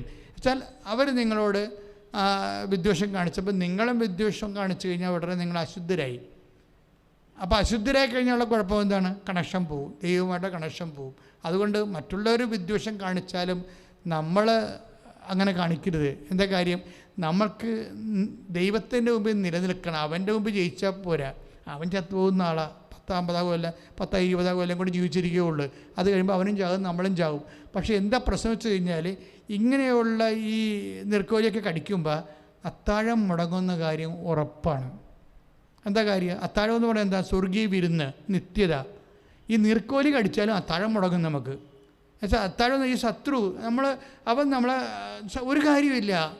കാര്യം അവൻ വഴി കെട്ടിയടക്കുന്നു, വഴി കൊണ്ടുപോയി അഡ്വാൻസ് കൊടുക്കുന്നു. എന്തിനാണ്? നമ്മൾ കാറ് മേടിക്കുമെന്ന് വിചാരിച്ചുകൊണ്ട് ആ വഴി വിലക്കെടുത്തിട്ട് നമ്മൾ കാറ് വാങ്ങിക്കുമെന്ന് വിചാരിച്ചിട്ടാണ്. അവന് ആവശ്യമില്ലെങ്കിലും പോയി അഡ്വാൻസ് കൊടുത്തിട്ട് നമ്മൾ ആ വഴി വിലക്ക് മേടിക്കാൻ ചെല്ലുമ്പോൾ പറയും, അയ്യോ അത് വിറ്റുപോയില്ല, അത് പറഞ്ഞു പോയില്ല, അതൊക്കെ ഞാൻ അങ്ങനെ തരേണ്ടതെന്ന് വെച്ചാൽ അപ്പോൾ ഒക്കെ മനസ്സിലാവും ആരാണത് ചെയ്തതെന്നൊക്കെ അറിയാം. അപ്പോൾ നമുക്ക് വിദ്വേഷം ഉണ്ടാകും. അപ്പോൾ ഇങ്ങനെ ഓരോ വ്യക്തികളെക്കുറിച്ചും നമുക്ക് വിദ്വേഷം ഉണ്ടാകും. പക്ഷേ എന്താണ് വചനം പറഞ്ഞു വെച്ച് കഴിഞ്ഞാൽ, വിദ്വേഷത്തിനൊരു കുഴപ്പമുണ്ടാകും. ഈ ആലിനെ പോലെയാണ് ഈ വിദ്വേഷം. ആലെന്ന് പറഞ്ഞുകൊണ്ടല്ല, ഈ സാധനത്തിൻ്റെ കൊമ്പ് വെട്ടിയാലും വേരിങ്ങനെ വളർന്നുകൊണ്ടിരിക്കും. ആൾക്കാർ എപ്പോഴും ചെയ്യണത് എന്താണ്? കൊമ്പ് വെട്ടും. ഇപ്പോൾ ഞാനും എൻ്റെ തൈക്കാട്ടുതിരി പള്ളിയിൽ വലിയൊരു ആല് നിൽപ്പുണ്ട്. ആ ആലിന് ഞാനവിടെ സ്ഥിരമായിട്ട് താമസിച്ചിരുന്ന സമയത്തൊക്കെ എപ്പോഴും രസം ഒഴിപ്പിക്കും, മുകളിൽ കയറ്റി മണ്ണെണ്ണ ഒഴിപ്പിക്കും. എന്നിട്ട് ശിഖരമെല്ലാം വെട്ടിക്കളഞ്ഞിട്ട് രസവും ഒഴിപ്പിക്കും, മണ്ണെണ്ണ ഒഴിപ്പിക്കും. കുറച്ച് കഴിയുമ്പോൾ 2 മാസം കഴിയുമ്പോൾ പിന്നെ ആല് ഇലയൊക്കെ പിടിച്ച് നിൽക്കും. എന്താ കാര്യം? അതിൻ്റെ വേര് വളരുന്നുണ്ട്. വേരിനങ്ങനെ കുഴപ്പമുണ്ട്, അത് വളർന്നുകൊണ്ടിരിക്കുക എത്ര അറ്റത്തുനിന്നായാലും. അപ്പോൾ വിദ്വേഷത്തിനൊരു പ്രശ്നമുണ്ട്. നോ കോണ്ടാക്റ്റ് ഇല്ലെങ്കിലും വേര് വളർന്നുകൊണ്ടിരിക്കും. ഇപ്പോൾ നിനക്ക് ശത്രുത ഉണ്ട്, ഓഫീസിലാകാം, അല്ലെങ്കിൽ നീ പഠിപ്പിക്കുന്ന സ്ഥാപനത്തിലാകാം, ശത്രുതയുണ്ട്. ശത്രുത ഉണ്ടാകുമ്പോൾ എപ്പോഴും നീ മനസ്സിലുണ്ടാകണം, ഈശോ പറഞ്ഞിരിക്കുന്നത് അവൻ പറയണ പോലെയല്ല നമ്മൾ ജീവിക്കേണ്ടത്. അതിലെ ഉടമ്പടി. അപ്പോൾ ഈശോ പറഞ്ഞിരിക്കുന്നത് ഇവനെ നേടണമെന്നാണ് പറയുന്നത്. ഇവനെ നഷ്ടപ്പെടുത്തരുത്. എനിക്കും നഷ്ടപ്പെടരുത്, ഈശോയ്ക്കും നഷ്ടപ്പെടരുത്. അതാണ് വിഷയം. കാര്യം നമുക്ക് നഷ്ടപ്പെടുത്താനാണെങ്കിൽ ഈസിയാണ്. ഇവൻ എന്തെങ്കിലും നമ്പർ കാണിച്ചു കഴിഞ്ഞാൽ കൊണ്ടുവരാണ്ട് ഒരു കേസ് കൊടുത്താൽ മതി. കേസെന്ന് പറയുമ്പോൾ അറിയാമല്ല, മിക്കവാറും കള്ളക്കേസായിരിക്കും. നമ്മളിവനെന്നെ നോക്കി എന്നൊക്കെ പറഞ്ഞാൽ നമ്മൾ കൊടുക്കുക, അല്ലെങ്കിൽ തല്ലാൻ പോയി, അല്ലെങ്കിൽ ഇങ്ങനെ നമ്മൾ ഓരോ കാര്യം പറഞ്ഞ് കേസ് കൊടുക്കണം. പോലീസ് പറയും ഇതൊന്നും നിലക്കത്തില്ല. ഒരു 10-12 ദിവസമെങ്കിലും ഇവന് റിമാൻഡിൽ കളയണമെന്നുണ്ടെങ്കിൽ വ്യത്യസ്തമായ ക്ലോസുകൾ അതിൻ്റെ അകത്ത് ഇടണം. അതനുസരിച്ച് ഇടാൻ പറയും. അപ്പോൾ നമ്മൾ എന്ത് ചെയ്യും? എന്നാൽ സാറേ ഇടാൻ പറയും. അപ്പോഴേ ഇവനെ ഒന്ന് വിളിച്ച് വരട്ടണമെന്നുണ്ടെങ്കിൽ ക്ലോസ് ചേർക്കണം. ക്ലോസ് ചെയ്യുമ്പോൾ അവൻ ചെയ്യാത്ത കാര്യങ്ങളൊക്കെ നമ്മൾ എഴുതി വെക്കേണ്ടി വരും. അപ്പോൾ ആരശുദ്ധനായി? നമ്മൾ അശുദ്ധനായി. കാര്യം പോലീസിൽ ചെന്ന് കഴിഞ്ഞാൽ ഉടനെ പോലീസിന് ചില കേസ് നിലനിൽക്കത്തില്ല. SI എടുത്ത് കൊണ്ടേ കേസ് കൊടുക്കണ്ടേ? അപ്പോൾ ഇതെന്നാ കേസ് വാ എന്ന് പറയും, പോലീസിന് ഏഡിനോടൊക്കെ പറഞ്ഞു കളയും. അപ്പോൾ എന്താ പറയുക, ഏഡിന് പറ്റുന്ന രീതിയിലേക്ക് ഇല്ലാത്ത കാര്യങ്ങൾ ഉണ്ടാക്കി നിയമത്തിൽ അകത്ത് പോണ രീതിയിൽ പറഞ്ഞു കൊടുക്കും. അപ്പോൾ നുണ പറയുന്നതോടുകൂടി നമ്മൾ അവിടെ നുണ പറയേണ്ടി വരും. പക്ഷേ അപ്പം നുണ പറഞ്ഞു ഒപ്പിടും. അപ്പോൾ ഇപ്പം ഇത്രയും നാൾ നമ്മൾ നേടിയത് ഇത് വളരെ, അതായത് ദൈവമായിട്ടുള്ള യാത്ര വളരെ ശ്രദ്ധയോടെ ചെയ്യേണ്ട ഒരു വിഷയമാണ്. കാര്യം നമ്മളോട് പറഞ്ഞിരിക്കുന്നത് ശത്രുവിനെ അങ്ങനെ ചെയ്താൽ നിങ്ങളുടെ ശത്രുവിനെ നിങ്ങളെ നേടി. ഉദാഹരണത്തിന് ഈശോ എന്താണ്, നിൻ്റെ ഇടത് കരണത്ത് അടിക്കുന്നതിന് വലത് കരണം കൂടി കാണിച്ചു കൊടുക്കാൻ പറയും. അത് കാണിച്ചു കൊടുക്കാൻ പറയുന്നത് നമ്മളോടൊക്കെ ഒരെണ്ണം കൊണ്ട് ചെല്ലണമെന്നല്ല എൻ്റെ അർത്ഥം. എന്ന് വെച്ചാൽ അവനോട് തിരിച്ച് ആക്രമിച്ച് ആക്രമത്തിൻ്റെ രീതിയിലേക്ക് പോയി കഴിയുമ്പോൾ സ്വാഭാവികമായിട്ടും അതിൻ്റേതായിട്ടുള്ള രീതികളുണ്ടാകും. നമ്മളത് ജയിക്കുകയും ചെയ്യും, കോടതിയിലും ജയിക്കും. എത്ര പേരാണ് ശിക്ഷിക്കപ്പെടുന്നത്? പക്ഷേ ആളെ നമുക്ക് നഷ്ടപ്പെടും. നീ ക്രിസ്ത്യാനിയായിട്ട് പിന്നെ ഇങ്ങനെ നടന്നിട്ട് കാര്യമൊന്നുമില്ല. ദൈവം എന്താ കാര്യം? കർത്താവ് അവസാനം വരെ നേടാൻ നോക്കിയ ആളാണ്. അവസാനം വരെ ശത്രുവിനെ അവസാനം വരെ നേടാൻ നോക്കിയതാണ്. കാര്യം ഈ ഒടുക്കത്താഴ്ത്തരുതൻ്റെ ഈശോ അപ്പം എടുത്തിട്ട് കുർബാന സ്ഥാപിക്കണതിന് മുമ്പ് അപ്പം ജൂഡാസിന് കൊടുത്തിട്ട് പറയും, നീ ചെയ്യാനുള്ളത് വേഗം ചെയ്യാൻ പറയും. എന്ന് വെച്ചാൽ ഈശോയ്ക്കറിയാം ഒറ്റിക്കൊടുക്കാൻ വേണ്ടി ആൾ റെഡിയായിട്ടിരിക്കണം, ഇവിടുന്ന് പോകാനിരിക്കണമെന്ന് പറയും. പക്ഷെ ആ ചെയ്യാൻ അത് ഈശോ ഒരു പരിഭവമായിട്ടോ അല്ലെങ്കിൽ നിരാശയായിട്ടോ അല്ലെങ്കിൽ ദേഷ്യമായിട്ടോ ഒന്നുമല്ല പറയണത്. വളരെ നല്ല മോഡി ലാംഗ്വേജിലാണ് പറയണത്, നീ ചെയ്യാനുള്ളത് വേഗം ചെയ്യാൻ. നമ്മളത് വായിക്കണത് കുളമാക്കിയാണെന്നേ ഉള്ളൂ. മോന്ത കർപ്പിച്ചാൽ നമ്മൾ വായിക്കണം, നീ ചെയ്യാനുള്ളത് വേഗം ചെയ്യാൻ കർത്താവ് പറഞ്ഞത് വളരെ എന്താണെന്ന് വെച്ചാൽ, കർത്താവ് അങ്ങനെ വളരെ നേക്കായിട്ട് പറഞ്ഞിട്ടുണ്ടെങ്കിൽ പത്രോസിന് കാര്യം പിടികിട്ടും. പത്രോസിന് എങ്ങാനും കാര്യം പിടികിട്ടുക പത്രോസ് അവിടെയിട്ട് അടിക്ക് വരാം. അത് കാരണം യൂദാസിനെ രക്ഷിക്കുക എന്ന ഉദ്ദേശത്തിൽ പത്രോസ് വിചാരിച്ചു ഈ പെസഹയ്ക്ക് ആവശ്യമായ എന്തോ വാങ്ങിക്കാൻ വേണ്ടി കാശ് കൊടുക്കുകയാണ്, അനുവാദം കൊടുക്കുകയാണെന്ന്. അപ്പോൾ രക്ഷപ്പെട്ടതാണ്. അത് വെച്ചാൽ അവസാനം വരെ യൂദാസ് നേടാൻ വേണ്ടി നോക്കുകയാണ്. നേടാൻ വേണ്ടി നോക്കിയതുകൊണ്ടാണ് യൂദാസിന് സങ്കടം കയറി ആത്മഹത്യ ചെയ്തത്. ആത്മഹത്യ ചെയ്യേണ്ട കാര്യമില്ല, ഞാൻ വെയിറ്റ് ചെയ്താൽ മതിയായിരുന്നു. അതായത് യൂദാസിനെ സംബന്ധിച്ചിടത്തോളം ഒരു 72 മണിക്കൂർ എൻ്റെ ഒരു മിസ്സിങ്ങാണ് സംഭവിച്ചിരിക്കുന്നത്. 72 മണിക്കൂർ കൂടി അവൻ മരിക്കാതെ നിന്നിരുന്നെങ്കിൽ ഈ തോമാസ് ലീഹാനെ വിളിച്ചതുപോലെ അവനെ വിളിച്ചേനെ ഈശോ. കാര്യം അത് ഈശോയാണ്. ഈശോക്ക് അങ്ങനെ ചെയ്യാൻ പറ്റത്തുള്ളൂ. അതുകൊണ്ടാണ് ഈശോ എൻ്റെ മക്കളെ ഉടമ്പടി ചെയ്യുമ്പോൾ നിങ്ങൾ ഈ ലെവലിലോട്ട് വരണം. എന്താ പിന്നെ ഒരു കാര്യമുണ്ട്, നിങ്ങൾ ഈശോ നേരത്തെ പറഞ്ഞിട്ടുള്ളൊരു കാര്യമുണ്ട്. എന്താണ്? ഞങ്ങളെ പ്രലോഭനത്തിൽ ഉൾപ്പെടുത്തരുതേ എന്ന് വെച്ചാൽ എന്താ പ്രശ്നം അറിയാമോ? വയ്യാവേലിക്ക് ചെന്ന് വള്ളിക്കെട്ടിനൊക്കെ തലവെച്ച് കൊടുത്താൽ നമ്മുടെ പെടലിയും ഞെട്ടിക്കൊണ്ട് അവർ പോകും. അങ്ങനെ ഒരു സിറ്റുവേഷൻസ് ഉണ്ടാവരുത് എന്നാണ് ഈശോ പറയണത്. അതെന്താ അതായത് നമ്മൾക്ക് നമ്മുടെ ജീവിതത്തിൽ എപ്പോഴും പ്രൊട്ടക്ഷൻ വേണം. ഞാൻ എൻ്റെ പ്രവർത്തകരെ എല്ലാവരെയും പ്രൊട്ടക്റ്റ് ചെയ്യും. രാത്രി പ്രാർത്ഥിക്കുന്ന 2 മണിക്ക് രാത്രി പ്രാർത്ഥിക്കുമ്പോഴൊക്കെ എൻ്റെ റൈറ്റ് ഹാൻഡായിട്ടുള്ള എല്ലാ പ്രവർത്തകരും അവരുടെ കുടുംബങ്ങൾ പ്രൊട്ടക്റ്റ് ചെയ്യും, മാതാവിനെ ഏൽപ്പിക്കും. അപ്പോൾ എന്താ അതെന്ന് വെച്ചാൽ അവരുടെ ഒന്നാമത്തിൽ അങ്ങനെയോ എത്രയോ വർഷങ്ങളായിട്ട് നിൽക്കുന്നവരുണ്ട്. അങ്ങനെ നിൽക്കുമ്പോൾ അവരുടെ കൃപ പോയിക്കുക. അവരെല്ലായിടത്തും അവരുടെ വീട്ടിൽ വല്ല പ്രശ്നം ഉണ്ടായി വല്ല അടിപിടിയൊക്കെ ഉണ്ടായിക്കഴിഞ്ഞാൽ അവരതിൻ്റെ അകത്ത് നിന്നിട്ട് തലവെച്ച് കൊടുത്താൽ പിന്നെ അവർക്ക് കോടതിയായി, കേസായി, പിന്നെ രോഗമായി, പിന്നെ അസ്വസ്ഥയായി, കൃപ പോയി, പ്രാർത്ഥന പോയി, എല്ലാം പോലെ. അപ്പോൾ ഇത് എല്ലാം പോയി ചെയ്യും. പക്ഷേ നമ്മളെപ്പോഴും ഓർക്കേണ്ട ഇതാണ്, ഞങ്ങൾ ദിവസവും പള്ളിയിൽ പോകുന്നുണ്ടല്ലോ, കുർബാന സ്വീകരിക്കുന്നുണ്ടല്ലോ എന്ന് വിചാരിച്ചുകൊണ്ട് നമ്മളെന്തോ വലിയ കാര്യങ്ങളൊക്കെ ചെയ്യുന്നുണ്ടെന്ന് പറഞ്ഞുകൊണ്ട് ധാരണയിലിരിക്കരുത്. മറിച്ച് ദൈവമായിട്ടുള്ള എല്ലാ വിഷയങ്ങൾക്കും ഇതുപോലെ person to person each and every subject ഡീലിൽ നിൽക്കണം. ഡീൽ ഓർ നോട്ട് ഡീലാണ്. അതായത് ഡീലിലാണ് നിൽക്കേണ്ടത് എപ്പോഴും. കർത്താവിൻ്റെ അടുത്ത് കർത്താവിൻ്റെ രീതി അനുസരിച്ച് ഇത്രയും നാളെ ഞാൻ കർത്താവിൻ്റെ കൂടെ നടന്നപ്പോൾ എനിക്ക് മനസ്സിലായത്, നമ്മൾ ചോദിക്കുന്നതാണ് കർത്താവിന് എപ്പോഴും നല്ലത്. തന്നുള്ളൂ. കർത്താവ് നമ്മുടെ കാര്യങ്ങൾക്ക് അറിയാമല്ലോ. അത് ചില പൊട്ടന്മാരെ വെച്ചാൽ 0 ക്രിസ്ത്യൻസ് ഉണ്ട്. സീറോ ക്രിസ്മസ് എന്ന് പറയുന്നത് എന്താണ്? കർത്താവിനെക്കുറിച്ച് ഒരു ഗന്ധവുമില്ലാത്തവർ. അതാണ് സീറോ ലെവലെന്ന് പറയാൻ നമ്മൾ പറയത്തില്ലേ, 0 എന്ന് വെച്ച് കഴിഞ്ഞാൽ കർത്താവിനെക്കുറിച്ചൊരു ഗന്ധവുമില്ലാത്തവർ. പക്ഷെ അങ്ങനെയല്ല ഈ സംഭവം. അതായത് നമ്മൾ എങ്ങനെയൊക്കെ ജീവിച്ചാലും നമുക്ക് ചില സമയത്ത് നമ്മുടെ കയ്യിൽ നിന്ന് വിട്ടുപോയിട്ടുള്ള ഇഷ്യൂസ് ഉണ്ടാകും. പക്ഷേ കയ്യിൽ നിന്ന് വിട്ടുപോയ ഇഷ്യൂസ് ഉണ്ടാകാനല്ല പ്രശ്നം, നമ്മളതിനെ എങ്ങനെയാണ് കൈകാര്യം ചെയ്യുന്നത്, അതാണ് വിഷയം.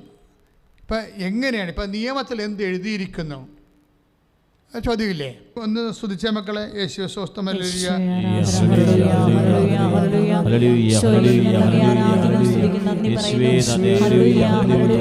മനസ്സിലേ എപ്പോഴും സംഭവിക്കാൻ സാധ്യതയുള്ള ഒരു കുഴപ്പം എന്തറിയാവോ? അതായത് നമ്മുടെ ആധ്യാത്മിക വളർച്ചയെ തകർത്ത് കളയുന്ന ഒരു വലിയ കാര്യമുണ്ട്. അതായത് ഇപ്പം നിത്യജീവൻ പ്രാപിക്കാൻ ഞാൻ എന്ത് ചെയ്യണം എന്ന നിയമം ഞാൻ ചോദിക്കുമ്പോൾ ഈശോ എന്നാ പറയണത്? നിയമത്തിൽ എന്ത് എഴുതിയിരിക്കുന്നു? 10:26 ലുക്കാൻ്റെ സുവിശേഷം 10:26. അവൻ ചോദിച്ചു, നിയമത്തിൽ എന്ത് എഴുതിയിരിക്കുന്നു? ദാറ്റ് മീൻസ് വിശുദ്ധ ഗ്രന്ഥത്തിൽ എന്ത് എഴുതിയിരിക്കുന്നു അതല്ല പ്രശ്നം. അവിടെ എന്തെഴുതിയാലും വാട്ട് യു റീഡ്, നീ അത് എന്ത് വായിക്കുന്നു അത് നിൻ്റെ പേഴ്സണൽ വിഷയമാണ്. നിയമത്തിൽ എന്ത് എഴുതിയാലും നീ അതെങ്ങനെയാണ് ആ വചനങ്ങളെ കൈകാര്യം ചെയ്യണത്? ഇതൊരു വല്ലാത്ത ഒരു തലവേദന പിടിച്ച പരിപാടിയാണ്. കാര്യം നമ്മൾ ദൈവവചനത്തിലൊക്കെ എന്തെല്ലാം ഉണ്ടെന്നൊക്കെ നമുക്കറിയാം. പക്ഷേ നമുക്കൊരു ഇഷ്യൂ ഉണ്ടായിക്കഴിയുമ്പോൾ നമ്മളത് എങ്ങനെയാണ് കൈകാര്യം ചെയ്യണത്? ഇപ്പോൾ നമുക്കൊരു മൂത്ത കുട്ടിയുണ്ട്, ഇളയ കുട്ടിയുണ്ട് നമുക്ക്, അല്ലേ? അപ്പോൾ ഇളയ കുട്ടിക്ക് കഴിഞ്ഞിട്ട് പിന്നെ നമ്മൾ പ്രസവിച്ചില്ല, പിന്നെ 9 വർഷം കഴിയുമ്പോഴാണ് പ്രഗ്നൻ്റ് ആകണത്. ചിലപ്പോൾ അറിയാതെ ആവും, അവരുദ്ദേശിച്ച് കാണത്തില്ല, പക്ഷെ അവർ പ്രഗ്നൻ്റ് ആവും. ഈ പ്രഗ്നൻ്റ് ആകുന്നതോടുകൂടി ഈ അപ്പൻ്റെ അമ്മയുടെ ലക്ഷണം മാറും. എന്താ, മൂത്ത കുട്ടി എന്നാ വിചാരിക്കും? അപ്പോൾ ഇവർ വന്നത് നമുക്ക്, അപ്പോൾ അവർക്ക് തമ്മിലേ അറിയാൻ പാടുള്ളൂ, ഇത് നമുക്ക് കളഞ്ഞേക്കാമെന്ന് പറയും. അപ്പോൾ അപ്പോൾ ചിലർ എന്താ വിചാരിക്കണത്?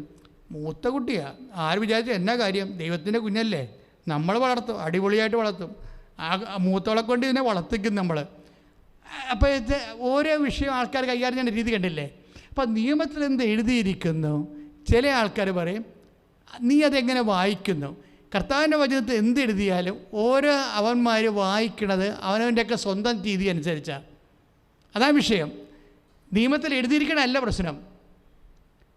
ദൈവത്തിൻ്റെ വചനത്തിൽ എന്തെഴുതിയാലും ഓരോരുത്തരും അവരുടെ സൗകര്യം അനുസരിച്ചുകൊണ്ട് ഈ സാധനം വായിക്കും. അതോടുകൂടി പണിയും കിട്ടും. പണി കിട്ടണമെന്ന് പറഞ്ഞാൽ നിങ്ങൾക്കറിയാമോ, ഒരു 1.5 പണിയാണ് കിട്ടാൻ പോണത്. എന്ന് വെച്ച് കഴിഞ്ഞാൽ ഇതൊരു ഏണിയും പാമ്പും കളി പോലെയാണ്. ഏണിയും പാമ്പും കളി പോലെ വെച്ച് കഴിഞ്ഞാൽ നമുക്കറിയാം, ഞാൻ എപ്പോഴും പറയാം, ആധ്യാത്മിക ജീവിതമൊന്നുമല്ല സ്നേക്ക് ആൻഡ് ലാഡറായിട്ടുള്ള കളിയാണ്. പക്ഷെ നമ്മളിപ്പോൾ 46 ഒരു ഏണി ഇരിപ്പുണ്ട് ഇല്ലേ? 46 ഏണി എങ്ങോട്ട് കിടക്കണത്? 97 ഇരിക്കണം. ഏണിമ്പാമ്പ് കളിയിൽ 46 ഏണി ഇരിക്കണത്, അത് 97 ഇരിക്കുന്നത്. 46 നമ്മൾ ചെന്നാൽ എന്ന് പറഞ്ഞാൽ നമ്മൾ കയറി മുന്നോട്ട് പോകും. ആധ്യാത്മിക വളർച്ചയിൽ അങ്ങനെയാണ് സംഭവിക്കുന്നത്. പെട്ടെന്നൊരു വളർച്ച വരും നിൻ്റെ ഒരു നിലപാട് കാരണം, നിൻ്റെ ഒരു നല്ല നിലപാട് കാരണം. എന്നുവെച്ചാൽ നിനക്ക് നേരിട്ട് അവകാശവും ഓഹരിയില്ലാത്ത ഉത്തരവാദിത്വം ഇല്ലാത്തൊരു വ്യക്തിക്ക് വേണ്ടി യേശുവിൻ്റെ നാമത്തിൽ നീ അവർക്ക് ആശുപത്രി കൊണ്ടുപോയോ അല്ലെങ്കിൽ അവർക്ക് സന്ധിപ്പ് കൊടുക്കുകയോ ചെയ്താൽ പെട്ടെന്ന് നിൻ്റെ ഏണി 46 97 കയറും. അപ്പം 97 അപ്പം നമുക്ക് അതനുസരിച്ച് നീ അത് ലിഫ്റ്റിങ് നിനക്ക് കിട്ടും. ലിഫ്റ്റിങ് കിട്ടിക്കഴിഞ്ഞാൽ വരുന്നൊരു വിഷയം, പിന്നെ നമ്മൾ ലിഫ്റ്റിങ് കിട്ടിക്കഴിഞ്ഞാൽ നമ്മൾ സൂക്ഷിക്കണം. കാരണം എന്താണ്, ഇനി ഒന്ന് വീഴാൻ പാടില്ല. ഈ ഈ പുള്ളിയില്ലേ, പുള്ളി 97 ഇരിക്കുകയാണ്. അപ്പോൾ ഇനി 3 വീണാൽ 100 വരും. പക്ഷെ 1 വീണാൽ എന്താ പറ്റും, 98 ഇരിക്കും. അവിടെ പാമ്പ് ഇരിപ്പുണ്ട്. പാമ്പിനൊക്കെ പറഞ്ഞ് വിഴുങ്ങിയിട്ട് നമ്മളെ കൊണ്ടുവന്ന് 2 വെക്കും. ദാറ്റ് മീൻസ് ഒരു തീരുമാനം എടുക്കുന്നതിൽ പെശകിയ. ഇപ്പം ഇതിൻ്റെ അയൽവാസിയുടെ ശത്രുത തന്നെ, അവനൊന്ന് കുരുക്കാവെന്ന് വിചാരിച്ചു കഴിഞ്ഞാൽ അപ്പോഴതിന് നീ ക്രിസ്ത്യാനി ആകണമെന്ന് നിർബന്ധമില്ലല്ലേ കെട്ടിയെടുത്ത്. നിൻ്റെ ശത്രുവിനെ കുരുക്കാൻ തീരുമാനിച്ചാൽ അതിന് നീ ക്രിസ്ത്യാനി ആകണമെന്ന് ഒരു നിർബന്ധമില്ല. അജ്ഞാനികൾക്ക് അങ്ങനെ ചെയ്യാൻ പറ്റത്തില്ല. കർത്താവിനെ അറിയാൻ പാടില്ല. ക്രിസ്ത്യാനി എന്ന് പറഞ്ഞാൽ എന്താണ്? യേശുവിനെ ദൈവരഹസ്യങ്ങൾ അറിയാവുന്നവനെന്ന് എൻ്റെ അർത്ഥം. ദിവ്യ രഹസ്യങ്ങൾ അറിയാവുന്ന സംബന്ധിച്ചിടത്തോളം നിയമത്തിൽ എന്താ എഴുതിയിരിക്കുന്നത്? ശത്രുവിനെ നേടണമെന്നാണ് എന്ന് എഴുതിയിരിക്കുന്നത്. നിയമത്തിൽ എന്താ എഴുതിയിരിക്കുന്നത്? അല്ല ശത്രുവിന് പണി കൊടുക്കണമെന്നല്ല എഴുതിയിരിക്കുന്നത്, ശത്രുവിനെ നേടണമെന്നാണ് എഴുതിയിരിക്കുന്നത്.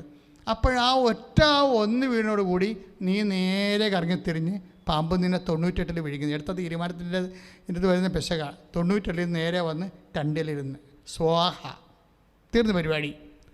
ഇനിയിപ്പോൾ എന്ത് ചെയ്യണം? ഇനിയിപ്പോൾ നീ പിടികൊടുത്ത് ദൈവത്തിന്, ഇനിയിപ്പോൾ നീ എളിമപ്പെടണം. കർത്താവ് സാഹചര്യം സമ്മർദ്ദം കൊണ്ടും മനുഷ്യൻ്റെ ഒരു ബലഹീനത കൊണ്ടും മറ്റുള്ളവരുടെ ഉപദേശം കൊണ്ടും, കാര്യം വചനം പറയുന്ന ഏറ്റവും വലിയ സംഭവമാണ് വിജാതിയുടെ ഉപദേശം നീ സ്വീകരിക്കരുതെന്നാണ്. പൗരസഭ ചോദിക്കും, നിങ്ങളുടെ ഉള്ളിൽ ജ്ഞാനിയായിട്ടുള്ള ആരും ഇല്ലേ? നിങ്ങൾ എന്തിന് വിജാതിയരുടെ വിജാതിരെന്ന് ഉദ്ദേശിക്കുന്നത് വെച്ച് കഴിഞ്ഞാൽ ആരാണ്? ക്രിസ്തുവിനെ അറിയാത്തവരുടെ ഉപദേശങ്ങൾ നീ സ്വീകരിക്കുമ്പോൾ നീ എന്താ ഉദ്ദേശിക്കണത്? ക്രിസ്തുവിനെ നീ മാറ്റി നിർത്തിക്കൊണ്ടാണ് ഈ വിഷയം കൈകാര്യം ചെയ്യാൻ പോണത്. ക്രിസ്തുവിനെ മാറ്റി നിർത്തിക്കൊണ്ട് പിന്നെ നീ കെട്ടിയെടുത്ത് എന്താ ക്രിസ്ത്യാനിയായത്? അല്ലെങ്കിൽ ക്രിസ്ത്യാനിയുടെ ജീവിക്കണേ എന്തിനാണ്?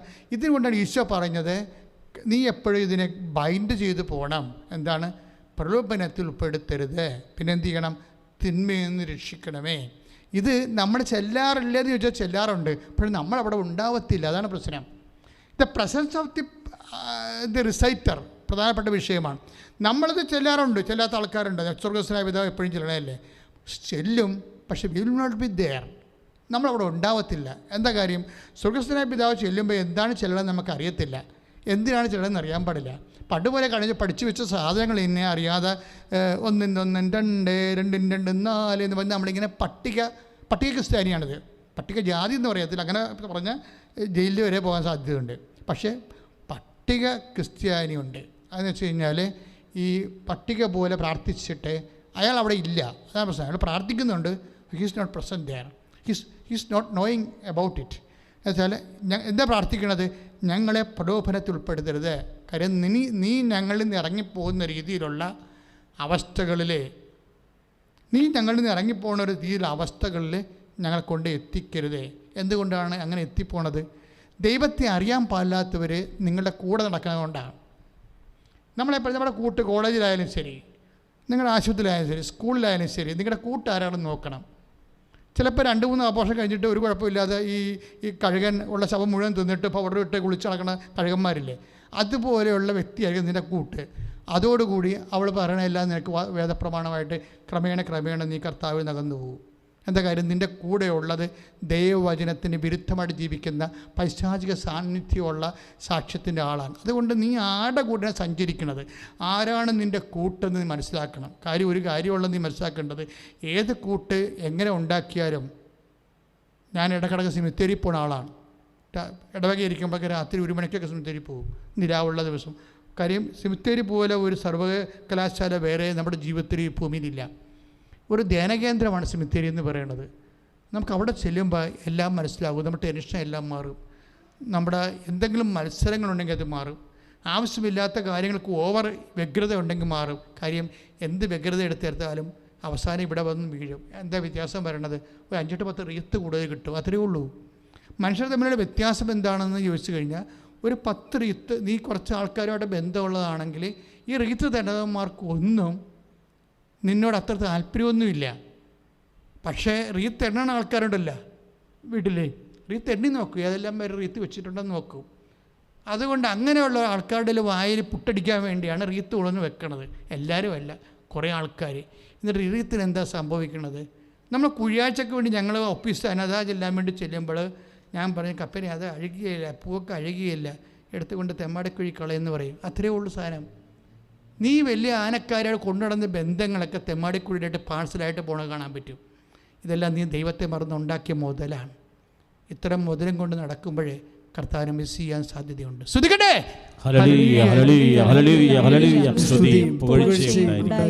അപ്പോൾ നമ്മൾ പരിശുദ്ധാത്മാവ് സംസാരിച്ചുകൊണ്ടിരിക്കുന്ന വിഷയം, അതായത് ദൈവവുമായിട്ടുള്ള ബന്ധം. ഏറ്റവും വലിയ പ്രലോഭനത്തിൽ എന്താണെന്നറിയാവോ? ഇപ്പോൾ ഏറ്റവും മനുഷ്യനുണ്ടാകുന്ന പ്രലോഭനമല്ല, ഏറ്റവും വലിയ നഷ്ടമെന്ന് പറയുന്നത് എന്താ? What is a great loss happen to the humanity? ഒരു വ്യക്തിക്ക് സംഭവിക്കാൻ പറ്റിയ, ഒരു പേഴ്സൺ സംഭവിക്കാൻ പറ്റിയ ഏറ്റവും ഗ്രേറ്റ് ലോസ് എന്താ? ഏറ്റവും വലിയ ലോസ് എന്ന് പറയണത് പലപ്പോഴും ദൈവത്തെ നഷ്ടപ്പെടുന്നതാണ്. പക്ഷേ എപ്പോഴാണത് ലോസാകണത്? നമുക്കത് തോന്നണം. എപ്പോഴും ഒരു അപകടം സംഭവിക്കുന്നത് എന്താണ്?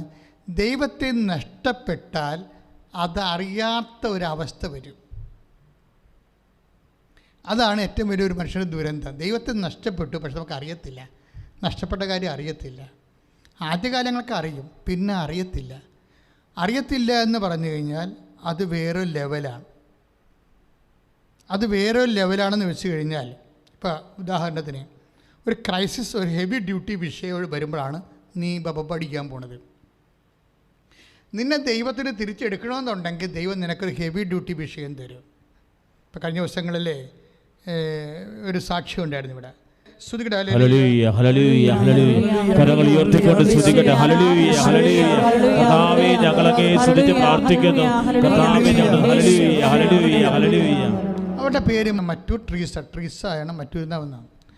എനിക്ക് അവിടെ സാക്ഷ്യം വളരെ ഇഷ്ടപ്പെട്ടായിരുന്നു. നിങ്ങളത് യൂട്യൂബിൽ നോക്കണേ. അവിടെ പ്രശ്നം വെച്ച് കഴിഞ്ഞാൽ 38 വർഷമായിട്ട് ഇവർക്ക് ബ്ലീഡിങ്ങാണ്. 38 വർഷമായിട്ട്. അതായത് ഒരു ചെടുത്തി അവർക്കൊരു 45 50 വയസ്സ് കാണുമായിരിക്കും. അങ്ങനെ അവർക്ക് 38 വർഷമായിട്ട് ബ്ലീഡിങ് ഉണ്ടായിക്കഴിഞ്ഞാൽ, നിങ്ങളുടെ തന്നെ പീരീഡ്സ് ആണെങ്കിൽ തന്നെ ഒരു 2 3 4 5 ദിവസം കഴിഞ്ഞാൽ ആൾക്കാർ അടുക്കൽ ഭാഷത്തിൽ ഒരു അച്ഛാ ഒന്ന് പ്രാർത്ഥിച്ച് ബ്ലീഡിങ് നിൽക്കണില്ലെന്ന് പറയും. കാര്യം വെച്ചാൽ എന്താ പ്രശ്നം വെച്ചാൽ അവർക്ക് മനസ്സിലായി എന്തോ സംതിങ് മിസ് ചെയ്തിട്ടുണ്ടെന്നറിയാം. ഇതെല്ലാം കർത്താവിൻ്റെ കയ്യിലുള്ളത് കാരണം ഞാനപ്പോൾ തന്നെ മുട്ടയ്ക്കാൻ പറയും, ബ്ലസ് ചെയ്ത് അത് പ്രാർത്ഥിച്ചു വിടും. എന്താ പ്രശ്നം വെച്ചാൽ ഇവർക്ക് 38 വർഷമായി ബ്ലീഡിങ്. അപ്പോൾ അവരെന്തുമാത്രം സഫർ ചെയ്യുന്നുണ്ടാകും ഒരു ദിവസം. പക്ഷേ ഇങ്ങനെ സഫർ ചെയ്യുമ്പോൾ ഇവരുടെ ഒരു പ്രശ്നമുണ്ട്, ഈ ട്രീസ്റ്റാറുടെ ഒരു പ്രശ്നം.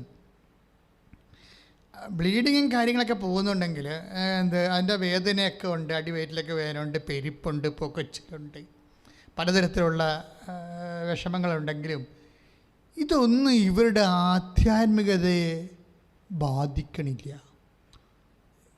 ഈ മാസം കേട്ട ഏറ്റവും നല്ല സാക്ഷ്യങ്ങളൊന്നാണ്.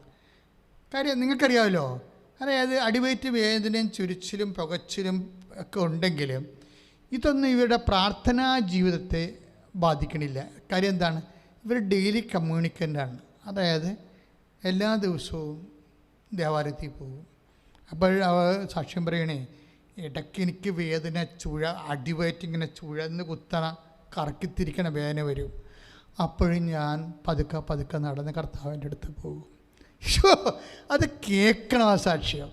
എന്താ പ്രശ്നം വെച്ച് കഴിഞ്ഞാൽ ഞാനോർത്ത് ദൈവമേ, ഒരു കാര്യം സത്യം കേട്ടോ, അതായത് നമ്മുടെ ചില ചേച്ചിമാരൊക്കെ സ്വർഗത്തിലെത്തുമ്പോൾ അല്പോസാമ സ്തുതി പറയും. കാര്യം അതൊക്കെ മേലെയാണ് ചില ആൾക്കാർ ചെയ്തു കൊണ്ടിരിക്കുന്നത്. വിശ്വാസത്തിൻ്റെ വഴികളിൽ വീരരക്തസാക്ഷികളായ വ്യക്തികൾ കേരള സഭയുടെ ആസ്തിയാണ്. അതല്ലേ ഇപ്പോൾ സഭയിൽ ഇത്തിരി ഇഷ്യൂസൊക്കെ ഉണ്ടായിട്ടും സഭ ഇങ്ങനെ അടിച്ചു പിടിച്ചിരിക്കുന്ന കാര്യം എന്താണ്? ഇങ്ങനെ കുറേ കുടുംബക്കാരുണ്ട് വീട്ടിൽ, ദൈവമേ സഭയെന്നും പറഞ്ഞ് ജീവിക്കുന്നവർ. അവരുടെ ജീവിതത്തിലുണ്ടാകുന്ന ദുഃഖങ്ങളും ദുരിതങ്ങളുമാണ് സഭയുടെ വിശുദ്ധിക്ക് വേണ്ടി ഒരു കാഴ്ച വെക്കുന്നത്. എന്താ കാര്യം എന്നറിയാവോ? ഈ ഒന്ന് സ്തുതിച്ച മക്കളെ, സ്തുതിക്കട്ടെ. Hallelujah hallelujah hallelujah. കരങ്ങൾ ഉയർത്തിക്കൊണ്ട് സ്തുതിക്കുന്നു. ഹല്ലേലൂയ. കർത്താവേ, തിരുസഭയെ സമർപ്പിച്ചുകൊണ്ട് പ്രാർത്ഥിക്കുന്നു. കർത്താവേ, സഭയ്ക്ക് വേണ്ടി ജീവിക്കുന്നവരെ സമർപ്പിച്ച് പ്രാർത്ഥിക്കുന്നു. ഈശോയെ ആരാധന. ഹല്ലേലൂയ. അതായത് കൊളോസ്യ ലേഖനം 1:24 ഒരു അടിപൊളി വചനമുണ്ട്. എന്ത് പറയണത്? ഒന്ന് ഏറ്റു പറഞ്ഞ്, നിങ്ങളെ പ്രതിയുള്ള പീഡകളിൽ ഞാൻ സന്തോഷിക്കുന്നു. സഭയാകുന്ന തന്റെ ശരീരത്തെ പ്രതി ക്രിസ്തുവിന് സഹിക്കേണ്ടി വന്ന പീഡകളുടെ കുറവ് എന്റെ ശരീരത്തിൽ ഞാൻ നികർത്തുന്നു. അപ്പോഴ് ഓരോരുത്തരുടെ വേദനയില്ലേ, ഓരോരുത്തർക്കും ഉണ്ടാകുന്ന ഓരോ തരത്തിലെ ശാരീരിക വേദനകളെല്ലാം എന്തിനു വേണ്ടിയാണ് പൗലോസ് പറഞ്ഞിരിക്കുന്നത്? വിശുദ്ധ പൗലോസ് സഭയാകുന്ന ശരീരത്തെ പ്രതി യേശുക്രിസ്തു സഹിച്ച പീഡകളുടെ കുറവ്. സഭയാകുന്ന ശരീരം എന്ന് പറയുമ്പോൾ സഭയ്ക്ക് നമുക്കറിയാമല്ലോ, ഈശോയ്ക്ക് 2 ശരീരമുണ്ട്. ഒന്ന് മൗലിക ശരീരം, ഈശോ തന്നെയാണ് മൗലിക ശരീരം, സഭയുടെ ശിരസ് അല്ലേ. നമ്മുടെ സഭ, നമ്മളെന്താണ് ഭൗതിക ശരീരം, ബോഡി, നമ്മളെ ബോഡിയും കർത്താവ് നമ്മുടെ ശിരസ്സും അല്ലേ. അപ്പോൾ ഈ സഭയാകുന്ന ശരീരത്തെ പ്രതി ക്രിസ്തുവിനുണ്ടാകുന്ന സഭയാകുന്ന ശരീരത്തെ പ്രതി ക്രിസ്തുവിന് സഹിക്കേണ്ടി വന്ന പീഡകളുടെ കുറവ്. അപ്പോൾ പീഡകൾക്ക് കുറവ് എങ്ങനെ ഉണ്ടാകണത്? സഭയാകുന്ന ശരീരമെന്ന് പറയണത് കാലത്തിനൊപ്പം സഞ്ചരിച്ചുകൊണ്ടിരിക്കുകയാണ്. യു ഗോട്ട് ദ പോയിന്റ്, മനസ്സിലായില്ലേ? ഈ സഭയാകുന്ന ശരീരത്തിനെ പ്രതി, സഭയാകുന്ന ശരീരം ഇപ്പോൾ 2022 കൊല്ലം കൊണ്ട് സഞ്ചരിച്ചു കഴിഞ്ഞു. ഇനിയും ആയിരക്കണക്കിന് കൊല്ലം സഭയാകുന്ന ശരീരം സഞ്ചരിച്ചുകൊണ്ടേയിരിക്കും. ഈ സഭയാകുന്ന ശരീരത്തിന് പ്രതി യേശുക്രിസ്തു അനുഭവിച്ച പീഡകളുടെ കുറവ് ആരാണ് അനുഭവിക്കേണ്ടത്? വിശ്വാസികളാണെന്നാണ് പറയണത്. അതാണ് സംഭവം. ഈ മറ്റു ട്രീസായൊക്കെയുടെ സാക്ഷ്യങ്ങൾ കേട്ടപ്പോൾ ഞാൻ പെട്ടെന്ന് ചിന്തിച്ച ഇതാണ്, മറ്റു ട്രീസ അതായത് അവർക്കിങ്ങനെ ബ്ലീഡിങ് ഇങ്ങനെ ധാരയായിട്ട് നിൽക്കുമ്പോഴും ധാര തന്നെയില്ല, ഒരിക്കലും ഇവരിങ്ങനെ താടി മേശയിലിങ്ങനെ വെച്ചുകൊണ്ട് അച്ഛൻ്റെ ഈ ധ്യാനം കൂടിക്കൊണ്ടിരിക്കുകയാണ്. ഈ ധ്യാനം അത് ചൊവ്വാഴ്ച ധ്യാനം കൂടിക്കൊണ്ടിരിക്കുകയാണ്. ഇപ്പം ഞാനോർക്കുക, ഈ മനുഷ്യന്മാർ അതായത് ആദ്യ ചൊവ്വാഴ്ച ധ്യാനം ഇവർ കൂടണം. ഈ ബ്ലീഡിങ് ഉള്ള രോഗി എങ്ങനെ കൂടണത്? അവർ മേശയുടെ അരികെ മുട്ടയിൽ നിന്നിട്ട് മൊബൈൽ ഓൺ ചെയ്ത് വെച്ചിട്ട് കൈ പരിശുദ്ധ കുർബാന നിൽക്കുന്ന പോലെ കൈ കുപ്പിക്കൊണ്ടാണ് ഈ മറ്റു ട്രീസ ഈ ധ്യാനം കൂടിക്കൊണ്ടിരിക്കണത്. കൂടിക്കൊണ്ടിരിക്കുമ്പോൾ പെട്ടെന്ന് എനിക്കൊരു മെസ്സേജ്. എന്താ കാരണത്? 38 കൊല്ലമായിട്ട് രോഗമുണ്ടായിരുന്ന ഒരു സ്ത്രീയെ കർത്താവ് കാണിക്കുന്നുണ്ട്. അപ്പോൾ ഈശോ ഇവിടെ ഇരിക്കണം, ഞാൻ ഇവിടെ ഇരിക്കണം, എൻ്റെ പുറകിൽ അമ്മ നിൽക്കണം. ഇവർ ട്രീസ എവിടെയോ, അവരെവിടെയാണ് മറ്റൂർ, അതെവിടെ നിൽക്കണത്? എവിടെയാ അത്? അങ്കമാലിയ. അവിടെയാ. അപ്പോൾ അവിടെ അവർ അവരുടെ വീട്ടിൽ നിന്ന് പ്രാർത്ഥിക്കുകയും അവരിപ്പോൾ അങ്കമാലിയല്ല അമേരിക്കയിലായാലും യേശുവിനെ സംബന്ധിച്ചിടത്തോളം എവിടെയാണ്? അരികിൽ തന്നെയാണ്. അവർ പ്രാർത്ഥിക്കുമ്പോൾ ഈശോ പറയണത് കണ്ട, അവൾ ബ്ലീഡിങ് ആയിട്ട് പോലും മുട്ട എന്ന് പ്രാർത്ഥിക്കുകയും എന്നിട്ട് എനിക്ക് മെസ്സേജ് തരും, അവളെ ഞാൻ ഹീലാക്കിയിട്ടുണ്ട്, അത് അവളോട് പറയാൻ പറയും. അവളെ ഞാൻ ഹീലാക്കിയിട്ടുണ്ട്, അവളോട് പറയാൻ പറയും. അപ്പോൾ എനിക്ക് ട്രീസായുടെ ഫിഗർ കിട്ടും. ഞാൻ പറഞ്ഞു, ഇങ്ങനെ വയറ്റിൽ നിന്ന് ഒരു കല്ല് പോലൊരു സാധനം വരണ, വയറ്റിൽ നിന്ന് കല്ല് പോലൊരു സാധനം വരുന്നു, അതിൻ്റെ വേദന പുകച്ചിരി ഭയങ്കരമായിട്ട് അനുഭവിക്കുന്നു, എന്നിട്ട് അത് ചുങ്ങിപ്പോകുന്നു, എന്നിട്ട് ആ വേദന അത് പൂർണ്ണ ഒരു തൊലി ഇങ്ങനെ മാറ്റിയിട്ട് ആ കല്ല് മാറ്റുന്നതായിട്ട് ഈശോ കാണിച്ചു. അപ്പോൾ ഞാൻ പറഞ്ഞു, അത് ഓപ്പറേഷൻ വേണ്ടി വരും, അതിന് ആ വ്യക്തി ഓപ്പറേഷൻ വിധേയമായിട്ട് ഇതിൽ നിന്ന് പൂർണ്ണമായിട്ട് റിലീവ്ഡ് ആകാൻ പറയും. അപ്പോഴും മനസ്സിലായപ്പോൾ അവർക്ക് മനസ്സിലായി, അവരിങ്ങനെ താടിയൊക്കെ മേശപ്പുറത്ത് വെച്ചിട്ട് ഈ പ്രസംഗം കേട്ടോണ്ട് ധ്യാനം കേട്ടോണ്ട് ഭക്തിയോടെ ഇരിക്കണം. അപ്പോഴാണ് അവളുടെ കാര്യം ഈശോ പറയണത്. അവളുടെ കാര്യം ഈശോ പറയണത് എന്താ പറയണത്? അവളുടെ വയറ്റിൽ നിന്നൊരു കല്ല് പോലൊരു സാധനം വരുന്ന വെച്ചപ്പോൾ 2 ദിവസത്തിന് മുമ്പ് ഈ സാധനം വന്നു, വയറ്റിൽ നിന്ന് യൂട്ടസിൽ നിന്ന് ഇറങ്ങിയിട്ട് ജനേന്ദ്രത്തിൽ കൂടി പുറത്തേക്ക് വരികയാണ് കല്ല്. വല്ലാത്ത വേദനയാണ്, വല്ലാത്ത വേദനയാണ്. എന്നാൽ അത് കല്ലല്ല ശരിക്കും പറഞ്ഞാൽ ഒരു കടുത്ത ഒരു വിരൽ പോലെ ഇരിക്കുന്ന, ഞാൻ കൃത്യമായിട്ട് കാണിച്ചൊക്കെ പറയുന്നുണ്ട്, വിരൽ പോലെ ഇരിക്കുന്ന ഒരു വസ്തുവാണ് ഇറങ്ങി വരുന്നത്. അപ്പം അത് എത്രയും വേഗം ഓപ്പറേറ്റ് ചെയ്ത് മാറ്റാൻ ഈശോ പറയുകയാണ്. അപ്പോഴെന്നുവെച്ചാൽ ഒരു വ്യക്തിയുടെ വളരെ പ്രൈവറ്റായിട്ടുള്ളൊരു വിഷയമാണത്, അതുപോലും ഈശോ എത്ര ശ്രദ്ധയോടെയാണ് ഇരിക്കണത്. പക്ഷേ എന്തുകൊണ്ടാണ്? ട്രീസായുടെ നിലവാരമാണത്. അവളതിന് പേയ്മെൻറ്റ് ചെയ്യാൻ തയ്യാറാണ്. അവൾ ഈ ബ്ലീഡിങ്ങും വെച്ചുകൊണ്ട് അവൾ ഈ ആരാധന കൂടിക്കൊണ്ടിരിക്കുകയാണ്. ഈശോ എന്ന് വെച്ചാൽ അവൾക്ക് ഈശോ തന്നെയാണ്, വേറെ ഒന്നുമല്ല. നമുക്ക് ഈശോ എന്ന് പറയുമ്പോൾ നമ്മുടെ കാര്യം സാധിച്ചിട്ട് പിന്നീട് യൂസ് ആൻഡ് ത്രോ ആയിട്ട് എറിഞ്ഞു കളയാൻ പറ്റിയ എന്തോ സാധനമാണ്. അതാണ് വിഷയം. പല ആൾക്കാർക്ക് അടിപ്പം പറ്റിയിരിക്കണ ഇതാണ്. എല്ലാവർക്കും അനുഗ്രഹം കിട്ടിയിട്ടുണ്ട്. ആ അനുഗ്രഹിക്കണ ആ സമയത്തൊക്കെ എല്ലാം വലിയ പഞ്ചപുച്ഛം ഉടച്ച് ഒച്ചാനിച്ച് കർത്താവിൻ്റെ കൂടെ ഇങ്ങനെ ഈ നമ്മൾ വീട്ടിൽ വളർത്തുന്ന പട്ടി നക്കിയും വാലാട്ടിക്കൊണ്ട് നടക്കുന്ന പോലെ ഒരാഴ്ച വാലാട്ടിക്കൊണ്ട് നടക്കും. അതിനുശേഷം ഗുഡ് ബൈ പറയും. അവരവരുടെ വഴിയായി, അവരുടെ രീതിയായി, അവരുടെ പഴയ മനുഷ്യനായി. അപ്പോൾ ഇങ്ങനെ വരണ കൊണ്ട് പക്ഷേ ട്രീസ ഇത്രയും പ്രശ്നം ഉണ്ടായിട്ടും ഉടമ്പടി ചെയ്തിട്ടുണ്ട്. പക്ഷേ ഉടമ്പടി ചെയ്യുമ്പോഴും ഇത്രയും വലിയ വിഷയം ചെയ്യുമെന്ന് ഈ ട്രീസക്ക് അറിയത്തില്ല. പക്ഷെ അറിഞ്ഞാലും അറിഞ്ഞില്ലെങ്കിലും ഈ ഉടമ്പടി ധ്യാനം മനസ്സുറച്ചവർ കൂടിക്കൊണ്ടിരിക്കുമ്പോൾ കർത്താവ് പറയുകയാണ്, എന്താണ് ഇവിടെ ഇങ്ങനെ ചെയ്യുന്നുണ്ട്, അവൾ ഇനി വേദനിക്കേണ്ട കാര്യമില്ല, അവളുടെ കാര്യത്തിൽ തീരുമാനമെടുക്കും. അതായത് ഈശോ ഈ കാര്യത്തിൽ തീരുമാനമെടുക്കാൻ, അതായത് നമ്മളെപ്പോഴും ശ്രദ്ധിക്കേണ്ട കാര്യം, നമ്മളെ കർത്താവിനെ അറിയാം, നമ്മുടെ ഉടായ്പകളെല്ലാം അറിയാം. കാര്യം ഇത് തൽക്കാലത്തേക്ക് വേണ്ടിയുള്ള അഡ്ജസ്റ്റ്മെൻറ്റിന് വേണ്ടിയുള്ള ഉടമ്പടി എടുക്കലും പൊക്കലും ഒക്കെയാണ്. അത് കഴിയുമ്പോൾ പണ്ടത്തെ ആൾ തന്നെയായിരിക്കും നീ എന്നുള്ളത് ഈശോയ്ക്കറിയാം. ഇനി ഉടമ്പടി എടുത്താൽ തന്നെ നീ വന്ന് സാക്ഷ്യം പറയാൻ തയ്യാറാകത്തില്ലെന്നും കർത്താവിന് അറിയാം. അതുകൊണ്ടാണ് ചില ആൾക്കാരുടെ ഉടമ്പടി താമസിക്കാൻ കാരണം. നിങ്ങളുടെ കയ്യിരിപ്പ് കൊണ്ടാണ്, വേറെ പ്രശ്നങ്ങളൊന്നുമില്ല. മറിച്ച് മര്യാദയ്ക്ക് കർത്താവിലേക്ക് ഈ വിഷയം കൊണ്ടുവന്ന് ഈശോയ്ക്ക് വേണ്ടി ജീവിച്ച് ഈശോയാണ് എല്ലാത്തിനേക്കാൾ വലുതെന്ന് വിചാരിച്ചുകൊണ്ട് നമ്മളെങ്ങനെ ഈശോയെ കാണുന്നു, അതാണ് വിഷയം. ഇപ്പം അന്ധന് കാഴ്ച കൊടുത്തപ്പോൾ കർത്താവ് കണ്ണ് തുറന്നപ്പോൾ നീ എന്ത് കാണുന്നു എന്ന് ചോദിച്ചു. അപ്പോൾ അയാൾ പറഞ്ഞു, മനുഷ്യരെ കാണുന്നുണ്ട്, പക്ഷേ മരങ്ങളെപ്പോലെയൊക്കെ ഇരിക്കണമെന്ന് പറഞ്ഞു. അപ്പോൾ വീണ്ടും കർത്താവ് അവൻ്റെ കാഴ്ച കൊടുത്ത് പിന്നെയും കണ്ണി തൊട്ട് പ്രാർത്ഥിച്ചുകൊണ്ട് ഇപ്പം എന്ത് കാണും? ഇപ്പം മനുഷ്യരെപ്പോലെ കാണുന്നുണ്ട്. അപ്പോൾ മനുഷ്യർ 2 കാഴ്ച ഉണ്ടാവും. ശരി, ഇപ്പം 2 കാഴ്ച ഉണ്ടാവും. എന്നുവെച്ചാൽ ദൈവത്തിനെ അറിഞ്ഞതിന് ശേഷം ആദ്യം അറിയുമ്പോൾ ഉണ്ടാകുന്നൊരു അനുഭവം, പിന്നെ പൂർണ്ണമായി അറിയുമ്പോൾ ഉണ്ടാകുന്ന അനുഭവം. ഇപ്പോൾ ദൈവത്തിൽ നമ്മൾ വളർന്ന് വരികയാണ്. ഇപ്പം മറ്റു ട്രീസായുടെ വിഷയം എന്താണ്? അവർക്ക് കപ്പാസിറ്റിയാണ്. കപ്പാസിറ്റി കാരണം ക്ലെയിമുണ്ട്. കപ്പാസിറ്റി ഉണ്ടാകുമ്പോൾ എന്ത് പറ്റും? അവർ ദൈവത്തിൻ്റെ മകളാണ്. അവളുടെ കയ്യിൽ നിന്ന് ഒത്തിരിയേറെ ചിലവഴിച്ചിട്ടുണ്ട്. ഒത്തിരിയേറെ കർത്താവിന് വേണ്ടി വിശ്വാസം, കുറച്ച് കൂടിയ വിശ്വാസമാണ്. വെച്ചാൽ നമ്മുടെ വിശ്വാസം മെയിൻ്റനൻസ് ഇല്ലാത്ത വിശ്വാസമാണ് നമ്മുടേത്, ഇല്ലേ? ഇപ്പം ഞാൻ കടലിൽ വെഞ്ചരിക്കാനൊക്കെ പോകുമ്പോൾ ചില ആൾക്കാർ കടലിൽ ആങ്കറിട്ടിരിക്കണ വള്ളത്തേനെ കൊണ്ടുപോകും. അത് വെഞ്ചരിക്കാൻ പറയും. അപ്പോൾ ഞാൻ വെഞ്ചരിച്ച് കഴിയുമ്പോൾ ഇവർ എന്നെ പറയും, അച്ഛാ ഇത് കയറ്റാനിട്ടിരിക്കുകയാണെന്ന്. ഞാൻ ഇവിടെ ഇതിന് മുരിങ്ങ പിടിച്ചിരിക്കുകയാണെന്ന്.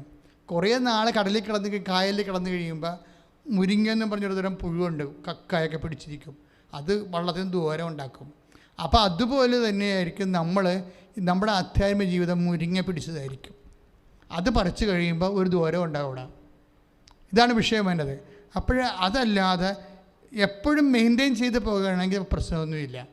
ഒരു ഇഷ്യൂ ഉണ്ടാകുമ്പോൾ നമ്മൾ ദൈവത്തിലേക്ക് വരുന്നു, അല്ലെങ്കിൽ നമ്മൾ നമ്മുടെ രീതിയിൽ പോകുന്നു. അതായത് നമുക്കൊരിക്കലും ഇങ്ങനെ പാർട്ട് ടൈം ക്രിസ്ത്യൻസായിട്ട് പോകാൻ പറ്റത്തില്ല. ആധ്യാത്മിക ജീവിതത്തിൽ ഷിഫ്റ്റുമില്ല. ഉച്ചവരെ ഒരു ബാച്ച്, ഉച്ച കഴിയുമ്പോൾ വേറൊരു ബാച്ച്, അങ്ങനെ ഒന്നുമില്ല. അതായത് ഇതെല്ലാം ദൈവത്തിലുള്ള ഒരു നിലപാട്, ഒരു നയം, ഒരു സമീപനം. ഒന്ന് പ്രാർത്ഥിക്കുക. കർത്താവേശിയുടെ സാക്ഷ്യത്തിലുള്ള കണ്ടന്റ് എന്ന് പറഞ്ഞാൽ എന്താണെന്ന് വെച്ച് കഴിഞ്ഞാൽ അത് ഹെബ്രായർ 10:36 ഹെബ്രായർ 10:34 എന്താ പറയണത്? ദൈവത്തിന്റെ ഇഷ്ടം നിറവേറ്റി അവിടുത്തെ വാഗ്ദാനം പ്രാപിക്കുവാൻ നിങ്ങൾക്ക് സഹനശക്തി ആവശ്യമായിരിക്കുന്നു. അതാണ് സംഭവം. ഇപ്പം ചില സമയത്ത് ഈ സഹനശക്തി നമുക്ക് ആവശ്യമായത് കൊണ്ടാണ് ദൈവം നമുക്ക് തരുന്നത്. അത് ചിലർ ചോദിക്കുകയെ, ഇപ്പം ഞാൻ ദിവസവും പള്ളിയിൽ പോകുന്നുണ്ടല്ലോ, ദിവ്യകുറ കൂടുന്നുണ്ടല്ലോ, നമ്മുടെ കുടുംബ പ്രാർത്ഥന ഉണ്ടല്ലോ. പക്ഷെ എന്താ പ്രശ്നം? വാഗ്ദാനം പ്രാപിക്കുക എന്ന് പറയുമ്പോൾ വാഗ്ദാനത്തിൽ എന്തെല്ലാം ഉണ്ട്? ഇപ്പം ദൈവത്തിൻ്റെ വാഗ്ദാനം ശരീരത്തിൽ പ്രാപിക്കുന്നത് സൗഖ്യം, ദൈവത്തിൻ്റെ വാഗ്ദാനം ജീവിത മണ്ഡലങ്ങൾ പ്രാപിക്കുന്നത് അനുഗ്രഹം, അതാണ് ഈ വസ്തു വിൽപ്പന, വിവാഹം, വീട് ഒക്കെ വരും. ദൈവത്തിൻ്റെ വാഗ്ദാനം ആത്മാവിൽ പ്രാപിക്കുന്ന കൃപ, നിത്യത വരെ. അപ്പോൾ വാഗ്ദാനം ഒരു മനുഷ്യന് പലതരത്തിൽ പ്രാപിക്കാൻ പറ്റും. പക്ഷേ ദൈവത്തിൻ്റെ ഒന്നൊരു വായിച്ചോളൂ. 10:36 ഹെബ്രായ ലേഖനത്തിലെ സ്തുതിക്കട്ടെ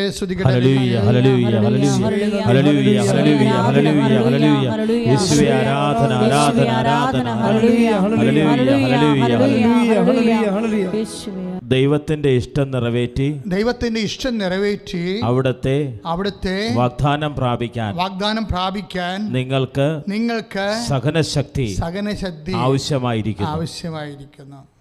അപ്പോൾ ഇത് വിഷയം വെച്ചാൽ ചില വാഗ്ദാനങ്ങൾ പ്രാപിക്കണമെങ്കിൽ അതിൻ്റെ കറസ്പോണ്ടിങ് ആയിട്ടുള്ള പവർ ജനറേറ്റ് ചെയ്യണം. എനിക്കറിയാമല്ലോ, ഞാൻ എപ്പോഴും പറയാറുണ്ടോ, ഇപ്പോൾ ഈ ആംപ്ലിഫൈ, ഞാൻ എൻ്റെ സൗണ്ട് ആംപ്ലിഫൈ ചെയ്യണം ഇപ്പോൾ, അല്ലേ? നിങ്ങൾ സൗണ്ട് ബോക്സിൽ നിങ്ങളത് റിസീവ് ചെയ്യുന്നു, അല്ലേ? അല്ലെങ്കിൽ നിങ്ങൾ മൊബൈലിൽ നിങ്ങൾ കേൾക്കുന്നു. അതിനൊക്കെ സിംഗിൾ ഫേസ് മതിയാവും. പക്ഷെ നമുക്കൊരു തടി മില്ലിന് തടി ഇറക്കണമെന്നുണ്ടെങ്കിൽ ഈ കറണ്ട് പോരാ, ത്രിബിൾ ഫേസ് വേണം. അതാണ് പ്രശ്നം. ഇതുപോലെ വലിയ വാഗ്ദാനം, ചെറിയ വാഗ്ദാനത്തിനൊക്കെ ഇതുപോലെയുള്ള അത്യാവശ്യം നവേനയും പ്രാർത്ഥനയൊക്കെ അങ്ങനെയൊക്കെ മതിയാവും. പക്ഷേ നിത്യത പോലെയുള്ള, ചുമ്മാ നിത്യത കിട്ടിയിട്ട് കാര്യമില്ലല്ലോ. ഞാൻ വന്നിരിക്കുന്നത് 10:10 യോഹന്നാന്റെ സുവിശേഷം എന്താ പറയണത്? ഞാൻ വന്നിരിക്കുന്നത്, പറഞ്ഞോളൂ, ഞാൻ വന്നിരിക്കുന്നത് അവർക്ക് ജീവൻ ഉണ്ടാകുവാനും അത് സമർത്ഥമായി ഉണ്ടാകുവാനും. അപ്പോൾ A+++ ആണ് സംഭവം, അല്ലാതെ B+ അല്ല. B+ ആയിരുന്നെങ്കിലേ അവരിങ്ങനെ തുണിയെ ഇല്ലാതെ കുരിശേക്കറി ഒരു വ്രണമാകേണ്ട ആവശ്യമില്ലായിരുന്നു. And you will be rejected by no means. എന്താ കർത്താവ് പറയണത്? ഇപ്പോഴേ നീ കൃപ സമർത്ഥമാക്കുന്നില്ലെങ്കിൽ നീ B+ നിൽക്കും. B+ കർത്താവിന് വേണ്ടെന്നാണ് പറയണത്. എന്താ കാര്യം? യോഹന്നാൻ 10:10 കാര്യം എന്താണ്? ഞാൻ വന്നിരിക്കണത്, പറഞ്ഞോളൂ, ഞാൻ വന്നിരിക്കുന്നത് അവർക്ക് ജീവൻ ഉണ്ടാകുവാനും അത് സമർത്ഥമായി ഉണ്ടാകുവാനും. അപ്പൊ ജീവൻ സമൃദ്ധിയായാലേ പിന്നെ യേശു വരേണ്ട കാര്യമില്ലായിരുന്നു. അവിടെ വിഷയം വരണത്. സാധാരണ കൃപകളൊക്കെ പഴയ നിയമത്തിൽ അത്യാവശ്യം കിട്ടുമായിരുന്നു, ഒരു പ്രശ്നമില്ലായിരുന്നു. പക്ഷേ യേശു വന്നിരിക്കുന്നത് എന്തിനാണ്? കൃപ സമർത്ഥമാകാൻ വേണ്ടിയാണ്. കൃപ സമർത്ഥമാകാൻ വേണ്ടിയാണ്. ഈ ഒരു ബോധം, ഇതൊരു ബോധമാണ് ശരിക്കും പറഞ്ഞാൽ. അല്ലെങ്കിൽ ആധ്യാത്മികത എന്ന് പറയുന്ന ഒരു ബോധമാണ്. ബോധം മാത്രമല്ല, ഒരു ബോധ്യം കൂടിയാണ് ശരിക്കും പറഞ്ഞാൽ. ഒരു ബോധ്യം. കാര്യം ഇത് ക്രമേണ വളർന്നു വരുന്നതാണ്. ഇപ്പോൾ റോമ നടപടി പുസ്തകത്തിൽ ഉദാഹരണത്തിന് നടപടി പുസ്തകത്തിന് 15:21 വായിച്ചേ. നടപടി പുസ്തകം 15:23 ശ്രദ്ധിക്കട്ടെ.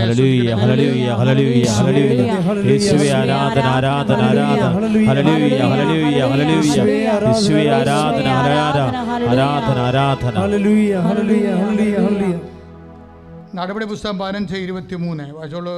അപ്പോസ്തലന്മാരും ശ്രേഷ്ഠന്മാരുമായ സഹോദരന്മാർ അന്ത്യോക്യയിലെയും സിറിയയിലെയും കിലിക്കിയയിലെയും വിജാതിയരുടെ നിന്നുള്ള സഹോദരനുമായ നിങ്ങൾക്ക് അഭിവാദനം അർപ്പിക്കുന്നു. ഹല്ലേലൂയ, ഹല്ലേലൂയ, യേശുവേ ആരാധന. Hallelujah, hallelujah, hallelujah, hallelujah, hallelujah, യേശുവേ ആരാധന. കർത്താവേ അഭിഷേകം ചെയ്യണമേ. ഹല്ലേലൂയ, ഹല്ലേലൂയ, യേശുവേ സ്തോത്രം.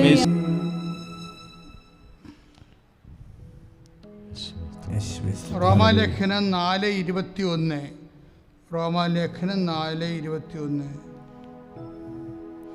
വാഗ്ദാനം നിറവേറ്റാൻ ദൈവത്തിന് കഴിയുമെന്ന് അവന് പൂർണ്ണ ബോധ്യമുണ്ടായിരുന്നു. അപ്പം ചില വാഗ്ദാനം എന്ന് പറയുന്നത്, പ്രത്യേകിച്ച് നിത്യത എന്ന് പറയുന്ന വാഗ്ദാനമില്ലേ, ആ നിത്യത എന്ന വാഗ്ദാനം നിറവേറ്റണമെങ്കിൽ നമുക്ക് എന്നാ വേണം? നമുക്ക് പൂർണ്ണമായ ബോധ്യം ഉണ്ടാകണം. മനസ്സിലായില്ലേ? ഭാഗികമായ ബോധ്യം ഉണ്ടായാൽ പോരാ. ഈ പൂർണ്ണ ബോധ്യം നമുക്ക് കിട്ടുന്നത് ശരിക്കും പറഞ്ഞാൽ ഹെബ്രായർ 10:36 അനുസരിച്ചാണ്. എന്താണ് ഹെബ്രായർ 10:36 അനുസരിച്ച്? അത് കട്ടതയുടെ ഒരു കണ്ടൻ്റ് അതിനകത്തുണ്ടാകും. ഇങ്ങനെ പറയണമെന്നറിയാമോ? നിങ്ങൾ ഓരോരുത്തരും ദൈവത്തിൻ്റെ തിരുസന്നിധിയിൽ കുറേ വാഗ്വാദങ്ങൾ നടത്തി പൊട്ടൻ ക്രിസ്ത്യാനിയായിട്ട് കൊണ്ടിരിക്കുകയാണ്. എന്താ കാര്യം വെച്ചാൽ നിങ്ങൾ എപ്പോഴും പറയും, എൻ്റെ കൂട്ടുകാരത്തെ ഉടമ്പടി എടുത്തില്ല, അവളെ ദുഃഖവെള്ളിയാഴ്ച പോലും പള്ളിയിൽ പോയി ഞാൻ അങ്ങനെ ഇട്ടില്ല, പക്ഷേ അവളെല്ലാം 8 ദിവസം പോകാതെ അവൾ കാനഡയ്ക്ക് പോയി. ഞാനിതെല്ലാം ദുഃഖവെള്ളിയാഴ്ച പള്ളിയിൽ പോകും, എല്ലാ നിരന്തരം പള്ളിയിൽ പോകും, കർത്താവ് കുടുംബപ്രാർത്ഥന നടക്കും, പക്ഷേ എൻ്റെ കാര്യത്തിനൊരു തീരുമാനമില്ല. ഇങ്ങനെ ഭൗതികമായ നക്കാപ്പിച്ച കാര്യങ്ങൾ പറഞ്ഞിട്ട് ദൈവമായിട്ട് ഗുസ്തി നടത്തും. അവിടെയാണ് കുഴപ്പം വരുന്നത്. ദൈവമായിട്ട് ഗുസ്തി നടത്തുന്ന അനുസരിച്ച് കൊണ്ട് എന്താ സംഭവിക്കാൻ പോണത്? പണ്ടൊരു കഷ്ണം ഗുസ്തി നടത്തിയിരുന്നില്ല യാക്കോബ്, അല്ലേ? ദൈവമായിട്ട് ഗുസ്തി നടത്തി അവസാനം എളി ഉളുക്കാൻ കൊള്ളാവുന്നല്ലാതെ ദൈവമായിട്ടുള്ള ബന്ധം മുടന്തം ക്രിസ്ത്യാനിയായിട്ട് മാറും വിശ്വാസത്തിൽ. എന്താ കാര്യം? ഈ കാനഡയിൽ പോണത്, കർത്താവ് ക്രൂശിക്കപ്പെട്ടത് നീ കാനഡയിൽ പോകാൻ വേണ്ടിയാണ്, കർത്താവ് ക്രൂശിക്കപ്പെട്ടത് നിൻ്റെ ചിട്ടി വീഴാൻ വേണ്ടിയാണ്. ഇതൊന്നുമല്ല, നിത്യതയാണ് വിഷയം. അപ്പോൾ നിത്യത നിനക്ക് അസൈൻ ചെയ്യുമ്പോൾ നീ എന്നോട് പറയാൻ അഡ്വാൻസ് ചെയ്യാൻ പറയും. അതാണ് വിഷയം വന്നത്. നിത്യത നീ ഇപ്പോൾ അഡ്വാൻസ് കൂടുതൽ ചോദിക്കും ചില. ഇപ്പോൾ നമ്മൾ ഒരു 4 സെൻറ്റ് സ്ഥലം മതി, അപ്പോൾ 8 ലക്ഷം രൂപ എന്ന് വിചാരിച്ചോ. അഡ്വാൻസ് നീ എന്ത് കൊടുക്കും? 2 ലക്ഷം രൂപ. 4 സെൻറ്റ് സ്ഥലം മതി നിനക്ക്, അപ്പോൾ 8 ലക്ഷം രൂപ. നീ അഡ്വാൻസ് എന്ത് കൊടുക്കും? 2 ലക്ഷം രൂപ. പക്ഷേ നിനക്ക് 40 സെൻറ്റ് സ്ഥലം വേണം. 40 സെൻറ്റ് സ്ഥലം വേണമെങ്കിൽ എന്ത് ചെയ്യും? 8 ലക്ഷത്തിന് 80 ലക്ഷം രൂപ വേണം. അപ്പോൾ എന്ത് ചെയ്യണം? 10 ലക്ഷം അഡ്വാൻസ് കൊടുക്കണം. അവിടെയാണ് വിഷയം വരുന്നത്. നിങ്ങളുടെയൊക്കെ ഇപ്പം മറ്റു ട്രീസാടെ വിഷയം എന്താണ്? അവർ അഡ്വാൻസ് കൂടുതൽ കൊടുത്തിരിക്കണം. 38 കൊല്ലം രക്തസ്രാവം കൊണ്ട് നടക്കുകയാണ്. എന്നിട്ട് ഈ ചേട്ടത്തി പറയവേ, ഞാനേ പള്ളിയിൽ പോകുമ്പോൾ എനിക്ക് സ്റ്റെപ്പ് കയറണം, പക്ഷേ എൻ്റെ ഈ യൂട്രസ് ഇറങ്ങണ കാരണം എനിക്ക് സ്റ്റെപ്പ് കയറാൻ പറ്റത്തില്ല. എന്നാലും ഞാൻ ഓരോ സ്റ്റെപ്പും കയറും വിശ്വാസപ്രമാണം ചൊല്ലി കർത്താവെ എന്ന് വിളിച്ചുകൊണ്ട്. എന്നാത്തിനാണ് സ്റ്റെപ്പ് കയറണത്? കർത്താവിനെ കാണാൻ വേണ്ടി. കോവിഡാണെന്ന് പറഞ്ഞ് ഞായറാഴ്ച കുർബാന ഉണ്ടെന്ന് പറഞ്ഞപ്പോൾ അത് ഓൺലൈനാണെന്ന് പറഞ്ഞപ്പോൾ ചുരുണ്ടുമുടി കിടന്ന പാർട്ടിയാണ്. ഒരു 90% ക്രിസ്ത്യാനിൻ്റെ കാര്യത്തിൽ കോവിഡ് തീരുമാനം ഉണ്ടാക്കിയിട്ടുണ്ട്. വളരെ നല്ലത്. കാര്യം കള്ളൻ ആരാണ്, വെള്ളി ഏതാണെന്ന് ഇപ്പോൾ ഈശോക്ക് മനസ്സിലായി. കോവിഡ് കാലത്ത് നീ എന്ത് ചെയ്തു? നിൻ്റെ കുമ്പസാരം എന്തുമാത്രം നീണ്ടു? നീ ഇപ്പോഴും കുമ്പസാരിച്ചിട്ടില്ലേ? കോവിഡിൻ്റെ കാര്യവും പറഞ്ഞ് കുമ്പസാരം നീട്ടിക്കൊണ്ട് നിൻ്റെ വിശുദ്ധീകരണം. ഈ ഒരു കാലമാണ് നിൻ്റെ പ്രതിസന്ധി എന്ന് പറയുന്നത്. വിശ്വാസത്തിന് യു മസ്റ്റ് പേ. ഇന്ന് പണ്ടത്തെ പോലെ ഈസി അല്ല. നിനക്ക് വിശ്വസിക്കണമെങ്കിൽ സഭയിലുണ്ടാകുന്ന പല വിഷയങ്ങളും അതിനെ അതിജീവിച്ചുകൊണ്ട് നീ വിശ്വസിക്കണം. കാരണം എന്താണ്? നിങ്ങൾക്ക് എന്നെയാണ് ആവശ്യമെങ്കിൽ ലെറ്റ് ദം ഗോ എന്ന് ഈശോ പറഞ്ഞ ആരോടാണ് പറഞ്ഞത്? പത്രോസിനെക്കുറിച്ചും അന്ത്രയോസിനെക്കുറിച്ചും ഒക്കെയാണ് ഈശോ പറഞ്ഞത്. ആരോട് പറഞ്ഞത്? പട്ടാളക്കാരോട് പറഞ്ഞത്. നിങ്ങൾക്ക് എന്നെയാണ് ആവശ്യമെങ്കിൽ ഇവർ പോയിക്കൊള്ളട്ടെ എന്നും. ചില ആൾക്കാർ ഞങ്ങളെപ്പോലുള്ള ആൾക്കാരുടെ ജീവിതം കണ്ടതിന് ശേഷം അതിന് ചില ഉണ്ടായിട്ട് കർത്താവിൽ നിന്ന് മാറാനിരിക്കുന്ന അയ്യോ പാപി അന്നാടുപൊടി ക്രിസ്ത്യാനിയുണ്ട്. അവൻ്റെ കാര്യത്തിൽ തീരുമാനമായിട്ടുണ്ട്. കോവിഡ് വന്നതോടുകൂടി നീ ആരാണെന്നുള്ളത് ഓൾറെഡി റെക്കോർഡായിപ്പോയി. ഇനി നീ അങ്ങനെയല്ല കർത്താവ്, ഞാൻ ഇങ്ങനെയാണ് കർത്താവ്, ഞാൻ അങ്ങനെ ഉദ്ദേശിച്ചില്ല കർത്താവ്, ഇങ്ങനെ ഉദ്ദേശിച്ചെന്ന് വെച്ചാൽ കേരള സഭയിലാണെങ്കിൽ 100,000 പ്രശ്നവും. നിന്നെ വിശ്വാസത്തിൽ കൂട്ടാൻ പറ്റുന്ന വിഷയങ്ങളെക്കാൾ ഉപരി നിന്നെ വിശ്വാസത്തിൽ കളയാൻ പറ്റുന്ന പ്രശ്നങ്ങളാണ് ഉണ്ടാക്കിയിരിക്കുന്നത്. ഇത് ആരുണ്ടാക്കിയതാണ്? കർത്താവിൽ അവൻ ആരുണ്ടാക്കാനാണ്? അതായത് എൻ്റെ വിശുമുറം അവൻ്റെ കയ്യിലുണ്ട് എന്ന് പറഞ്ഞില്ലേ? ആ വിശുമുറം അവൻ കയ്യിൽ കളഞ്ഞിട്ടില്ല. ഇപ്പോഴും യോഹന്നാൻ മാന്താന എന്താ ചെയ്തത്? യോഹന്നാൻ മാന്താന ഈശോനെ എങ്ങനെ ഇൻട്രൊഡ്യൂസ് ചെയ്തത്? പറഞ്ഞത് വിശുമുറ അവൻ്റെ കയ്യിലുണ്ട് എന്നാണ് പറഞ്ഞത്. എന്ന് വെച്ചതിൻ്റെ അർത്ഥം എന്താണ്? അവൻ വീശുമുറ ഇപ്പോഴും കളഞ്ഞിട്ടില്ല. അവൻ എല്ലാ സമയത്തും വീശിക്കൊണ്ടിരിക്കുകയാണ്. കോവിഡിൻ്റെ ഒരു വീശൽ കഴിഞ്ഞു, അഭയ കേസിൻ്റെ വേറെ വീശൽ കഴിഞ്ഞു, അതിനുശേഷം ഫ്രാങ്കോ പിതാവിൻ്റെ വീശൽ കഴിഞ്ഞു. ഇങ്ങനെ വീശിക്കൊണ്ടിരിക്കുകയാണ്. പതിരെവിടെ വീഴുന്നു? പറന്നുപോയി. പതിര് ക്രിസ്ത്യാനികൾ പറന്നു പോയില്ലേ? അവൻ പള്ളിപ്പോലും അവനെ കാണാനില്ലല്ലോ. കതിര് കൂടെ നിൽക്കുന്നു. ശ്രുതിക്കട്ടെ.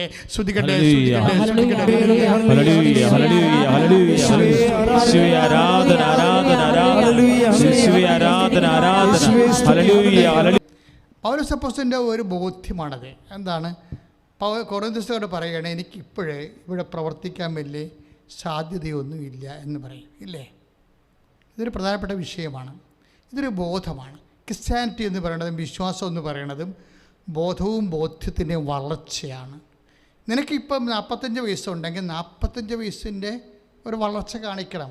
പല വിശ്വാസിക്കും സംഭവിച്ചിരിക്കണം ഇതാണ്. ഭയങ്കര വയസ്സൊക്കെ ഉണ്ട്, പക്ഷെ പറഞ്ഞിട്ട് കാര്യമില്ല. ആദ്യ കുർബാനയ്ക്ക് പാടുന്ന എന്ത് വിശ്വാസം ഉണ്ടായിരുന്നു അതേ ഇപ്പോഴുള്ളൂ വിശ്വാസത്തിൽ.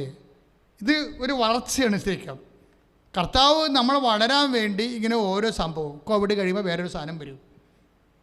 പള്ളി പോലും കയറാൻ പറ്റാത്തൊരു കാലം കടന്നു പോവുകയാണ്. പക്ഷെ നീ കയറിയോ? ചില ആൾക്കാരൊക്കെ വന്നിട്ടേ, ഞാൻ പൊങ്കാവ് പള്ളിയുടെ ഒരു ഫേസ്ബുക്ക് പോസ്റ്റ് കണ്ട്, ഒരു മനുഷ്യൻ പള്ളി അടച്ചിട്ടിരിക്കുകയും എല്ലാ ദിവസവും വന്ന പള്ളിയുടെ വാതിക്ക് അടഞ്ഞു കിടക്കുന്ന പള്ളിയുടെ അകത്തേക്ക് മനസ്സുകൊണ്ട് നോക്കിക്കൊണ്ടിരുന്നിട്ട് പോകും. ഏത് കോവിഡ് വന്നാലും ആലയം അടച്ചാലും ആ മനുഷ്യൻ്റെ മനസ്സ് അടഞ്ഞിട്ടില്ല.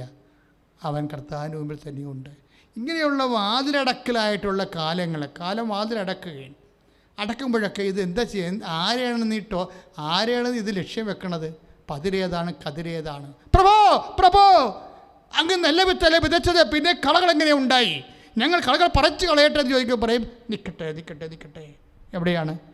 കൊയ്ത്ത് വരെ നിൽക്കട്ടെ. കൊയ്ത്ത് കാലമാകുമ്പോഴേ ഞാൻ പറയും, ആദ്യം നിങ്ങൾ കളകളെല്ലാം കെട്ടുകെട്ടായി ശേഖരിക്കുവിൻ, കതിരുകൾ എൻ്റെ അറപ്പുറയിൽ ശേഖരിക്കുവിൻ.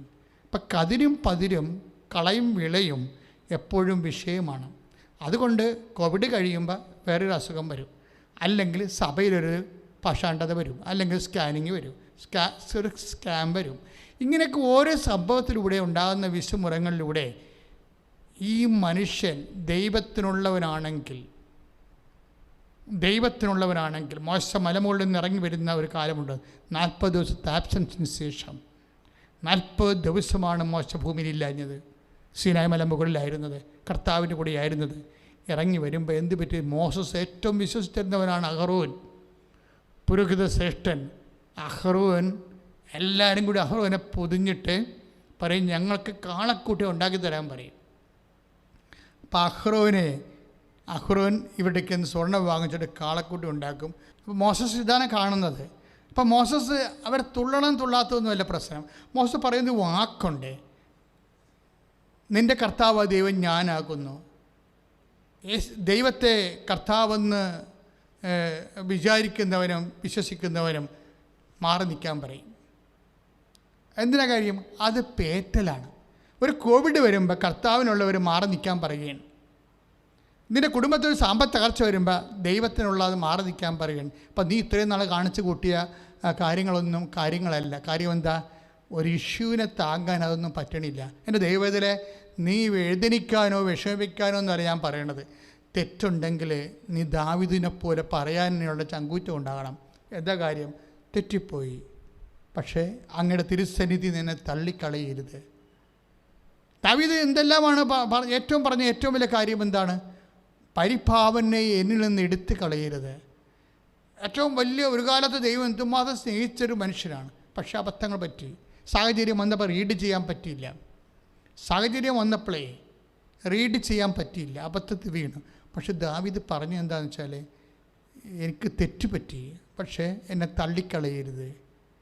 പിന്നെ എന്ത് ചെയ്യണം? അങ്ങയുടെ പരിപാവനെ എന്നിൽ നിന്ന് തിരികെ വിളിക്കരുത്, പരിശുദ്ധാത്മാവിനെ.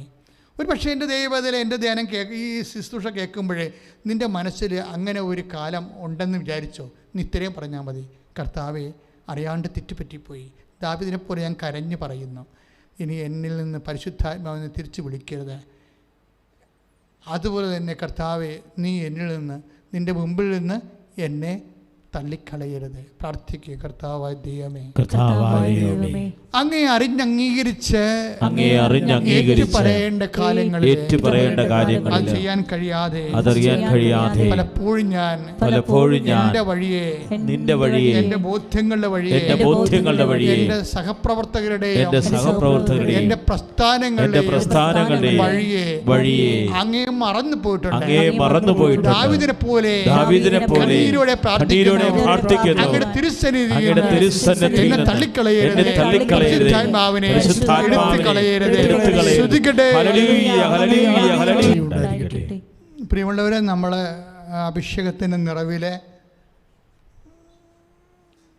ഉടമ്പടി ചെയ്ത വിഷയങ്ങളുടെ മേലും ഉടമ്പടി ചെയ്യാൻ ആഗ്രഹിക്കുന്നവർ ആ ഉടമ്പടി ചെയ്യാൻ ഉദ്ദേശിക്കുന്ന വിഷയത്തിൻ്റെ മേലും ദൈവിക ഇടപെടലുണ്ടാകുന്നതിന് വേണ്ടി പ്രാർത്ഥിക്കുന്ന സമയമാണ്.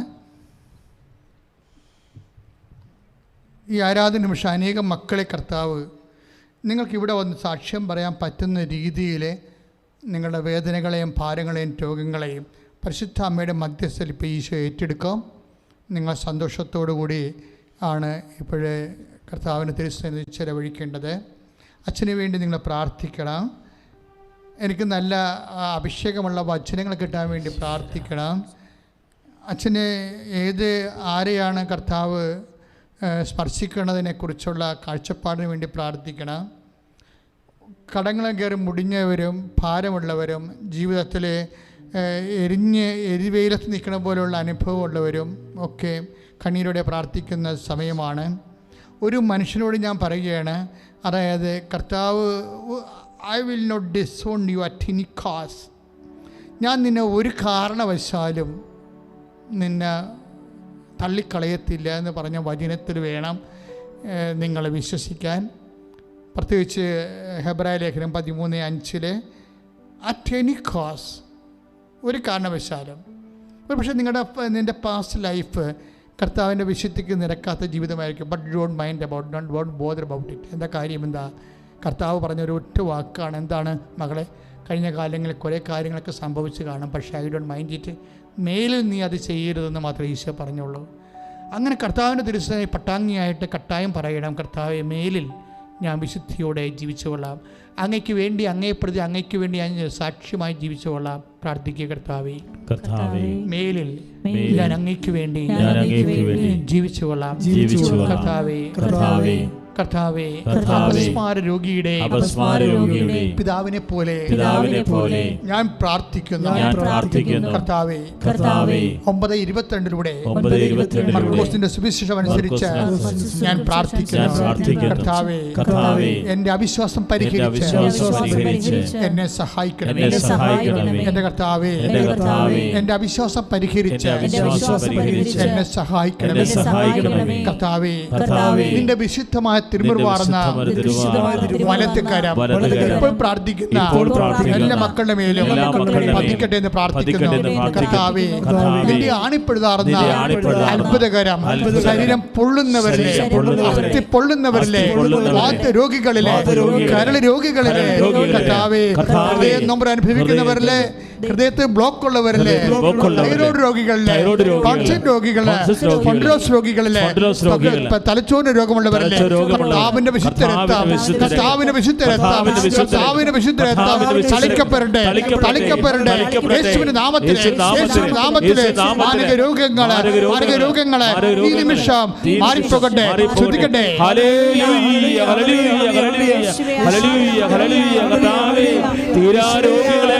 സുഖപ്പെടുത്തും നന്ദി പറയുന്നു കർത്താവേ. ഹല്ലേലൂയ, ഹല്ലേലൂയ, യേശുവേ ആരാധന. യേശുവേ, ഞങ്ങൾ സാക്ഷികളായി സുഖമായി എന്റെ ഉള്ളം യേശുവേ ആരാധന. അരികിൽ വരണേ സദയം തൊടേ സുഖമായി യേശുവേ ആരാധന. എന്റെ ഉള്ളം എരിയും മെഴുതിരി പോലെ പരിശുദ്ധ പരമ ഹൃദയകാരുണ്യത്തിന് നേരവും ആരാധന എരിയും മെഴുതിരി മെഴുതിരി പോലെ പരിശുദ്ധ പരമ ഹൃദയം ദിവ്യകാരുണ്യത്തിന് നേരവും ആരാധനയും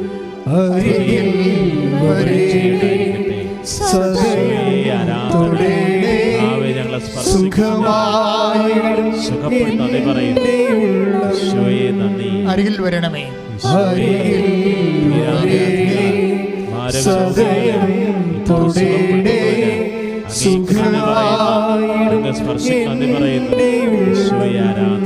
പരിശുദ്ധ പരമദിവ്യകാരുണ്യത്തിന് മക്കളെ, അടിവയറ്റിൽ വേദനയുള്ളവരെ അടിവയറ്റ് കൈവെക്കുക.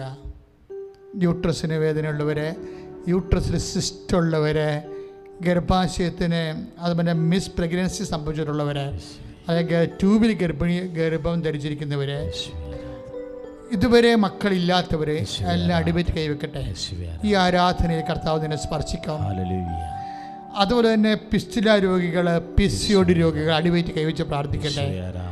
തിരുരക്തത്തിൻ്റെ അഭിഷേകം ഉണ്ടാകുമ്പോൾ പ്രാർത്ഥന. ഈശോ, കിഡ്നി രോഗികളെ നടുവിന് കൈവച്ച് പ്രാർത്ഥിക്കട്ടെ. Vertebral dislocate ആയിട്ടുള്ളവരുണ്ട്.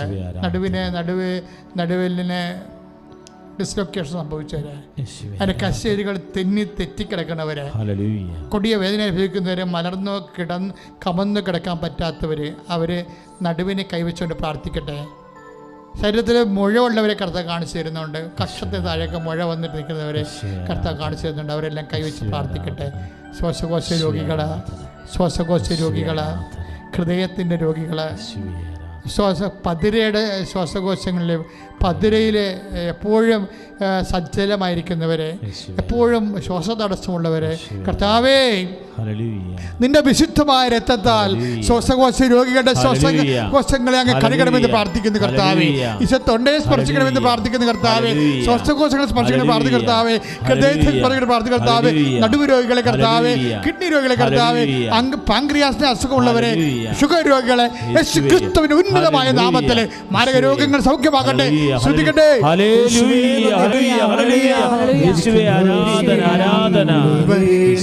സ്തോത്രം കർത്താവേ, നന്ദി കർത്താവേ, സ്തോത്രം. ഹല്ലേലൂയ, യേശുവേ ആരാധന, യേശുവേ ആരാധന. അരികിൽ വരണമേ. യേശുവേ ആരാധന, യേശുവേ ആരാധന, യേശുവേ ആരാധന, യേശുവേ ആരാധന. ജീസസ്, യേശുവേ നന്ദി, യേശുവേ സ്തോത്രം. Hallelujah, hallelujah. യേശുവേ ആരാധന, യേശുവേ ആരാധന, യേശുവേ ആരാധന, യേശുവേ ആരാധന. യേശുവേ നന്ദി കർത്താവേ, സൗഖ്യത്തിന് യേശുവേ നന്ദി കർത്താവേ, സ്പർശിച്ച നന്ദി പറയുന്ന കർത്താവേ, കർത്താവേ ജീവിതത്തിന്റെ സാക്ഷികളായി മാറ്റണമേ. യേശുവേ ആരാധന.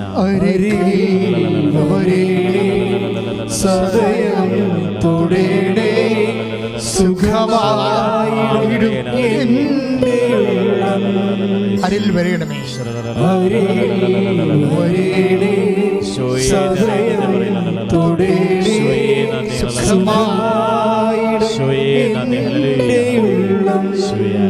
കർത്താവ് പൂട്ടിക്കിടക്കുന്ന കുറെ കടകളെയും കമ്പോളങ്ങളെയും കാണിക്കുന്നുണ്ട്. കടകള്, പിടിക്കടകള്, അല്ലെങ്കിൽ മേക്കപ്പ് സ്റ്റോറുകൾ, അതുപോലെ തന്നെ സ്ഥാപനങ്ങൾ, നിന്റെ കുടുംബത്തിൻ്റെ ജീവിതത്തിലെ വരുമാനത്തിന് വേണ്ടി നീ ഉപയോഗിക്കുന്ന എല്ലാ സ്ഥാപനങ്ങളും പൂട്ടിക്കിടക്കണ എല്ലാം കർത്താവ് ഫെബ്രുവരി 26 മുതൽ 29 വരെയുള്ള ദിവസങ്ങൾ, 28 വരെയുള്ള ദിവസങ്ങളിൽ കർത്താവ് ഇതെല്ലാം തുറക്കും. നീ അതിനകത്ത് ആരും വന്നില്ലെങ്കിൽ കയറി ഇരുന്നേക്കണം യേശുവിൻ്റെ നാമത്തിൽ. Don't miss me. ഞാൻ പറയുന്നത് നിനക്ക് നഷ്ടപ്പെടരുത്. അതായത് ആരും വന്നില്ലേലും പോയില്ലേലും, നിനക്ക് അതിൻ്റെ അകത്ത് മുടക്കാൻ പൈസ ഇല്ലെങ്കിലും, നിനക്ക് അതിൻ്റെ അകത്ത് മുടക്കാൻ ആരും നിനക്ക് തരണില്ലെങ്കിലും, എൻ്റെ ദൈവപൈതലെ എന്ത് പൊടിപ്പിക്കണം മില്ലായപ്പോലും, തടിമില്ലായപ്പോലും നീ അന്ന് കയറിയിരിക്കണം. 3 ദിവസം 26, 27, 28 തീയതികളിൽ കയറിയിരിക്കണം. ഞാൻ യേശുവിൻ്റെ നാമത്തിൽ അവിടെ കയറിയിരിക്കണം നീ പറയണം. എന്നിട്ട് നീ അവിടെ ഇരുന്ന് പ്രാർത്ഥിച്ചുകൊണ്ടിരിക്കണം. കർത്താവ് നിന്റെ കടങ്ങളെ പരിഹരിക്കുകയും നിനക്കതുകൊണ്ട് നിനക്ക് എന്താണ് ഈശോ ഈ വർഷം, അതുകൊണ്ട് നിന്റെ എങ്ങനെയാണ് ജീവിക്കുന്നത്, അത് എങ്ങനെ നിന്റെ കുഞ്ഞുങ്ങൾ ജീവിക്കണമെന്ന് അതിനുള്ള വഴികൾ പരിശുദ്ധ അമ്മയുടെ കയ്യിലുണ്ട്. അത് നിനക്ക് വെളിപ്പെട്ട് കിട്ടുകയും നിന്നെ ആഭിചാരിതം നിനക്ക് ചിന്തിക്കാനാവാത്ത സ്ഥലങ്ങളിൽ നിന്ന്, ഞാൻ നേരത്തെ പറഞ്ഞിരുന്നു കർത്താവിനോട്, കർത്താവേ എനിക്കിന്ന് ദർശനം നീ സംസാരിക്കണം, വേദനിക്കുന്ന ജനങ്ങൾക്ക് വേണ്ടി എനിക്ക് അവർക്ക് ആശ്വാസം കൊടുക്കാൻ നിന്റെ ആശ്വാസം പകർന്നു കൊടുക്കാൻ കഴിയണം. അത് അങ്ങനെ കിട്ടിയ സന്ദേശമാണിത്. അതുകൊണ്ട് എപ്പോഴും ഈ സന്ദേശം വർക്ക് ചെയ്യണത് മുഴുവനും എപ്പോഴും വ്യവസായ മേഖലകളിലാണ്, ഇൻക്ലൂഡിങ് ദ ഇൻഡസ്ട്രി. അതെല്ലാം നീ കൈകാര്യം ചെയ്യണം. അതുപോലെ തന്നെ വിട്ടുമാറാത്ത സ്ഥലങ്ങൾ, വിറ്റുപോകാത്ത സ്ഥലങ്ങൾ, എടുക്കാനുള്ള സ്ഥലങ്ങൾ, അവിടെ എല്ലാം നീ അഡ്വാൻസ് കൊടുത്തിട്ട് നിനക്ക് പണം കിട്ടാത്ത സ്ഥലങ്ങളെല്ലാം നീ 26, 27, 28 നീ അത് വിസിറ്റ് ചെയ്യണം. അതിൻ്റെ കയ്യിൽ കൃപാസനത്തിൻ്റെ മാതാവിൻ്റെ രൂപം ഉണ്ടാകണം, അല്ലെങ്കിൽ ഒരു രൂപം ഇല്ലെങ്കിൽ ഒരു ജപമാരെങ്കിലും നിന്റെ കയ്യിലുണ്ടാകണം. അതുമില്ലെങ്കിൽ കർത്താവിൻ്റെ വചനം നിന്റെ കയ്യിലുണ്ടാകണം. അതുകൊണ്ട് നീ നിന്റെ വിശ്വാസം പ്രഖ്യാപിക്കണം. കാര്യം നിന്റെ വിശ്വാസത്തിന്റെ കാണാത്ത കുരിശ്, ഉത്ഥാനത്തിന്റെ കുരിശ്, മഹത്വത്തിന്റെ കുരിശ് നീ വിശ്വാസത്തിൽ അവിടെ നാട്ടണം. തിന്മയുടെ ശക്തികൾ, പൈശാചോദ്യങ്ങൾ ആ 3 ദിവസങ്ങളിൽ നിന്നെ വിട്ടൊഴിഞ്ഞു പോവുകയും കർത്താവ് നിനക്ക് സുപ്രഭാതങ്ങള്, വെളിച്ചത്തിന്റെ പ്രഭാതം നിനക്ക് കാണിച്ചു തരികയും ചെയ്യുമെന്ന് കർത്താവ് അരുളി ചെയ്യുന്നു. ശ്രദ്ധിക്കട്ടെ.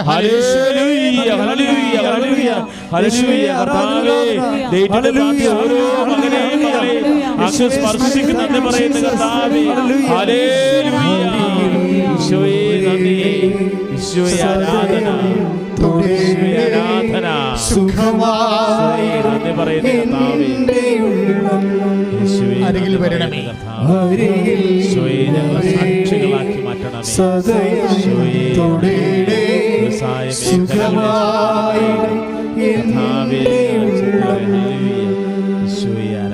അനുപ്രിയയുടെ സാക്ഷ്യങ്ങളിൽ ഒന്നാമത്തത്, അനുപ്രിയക്ക് ലോൺ കിട്ടണേ ഇല്ലായിരുന്നു.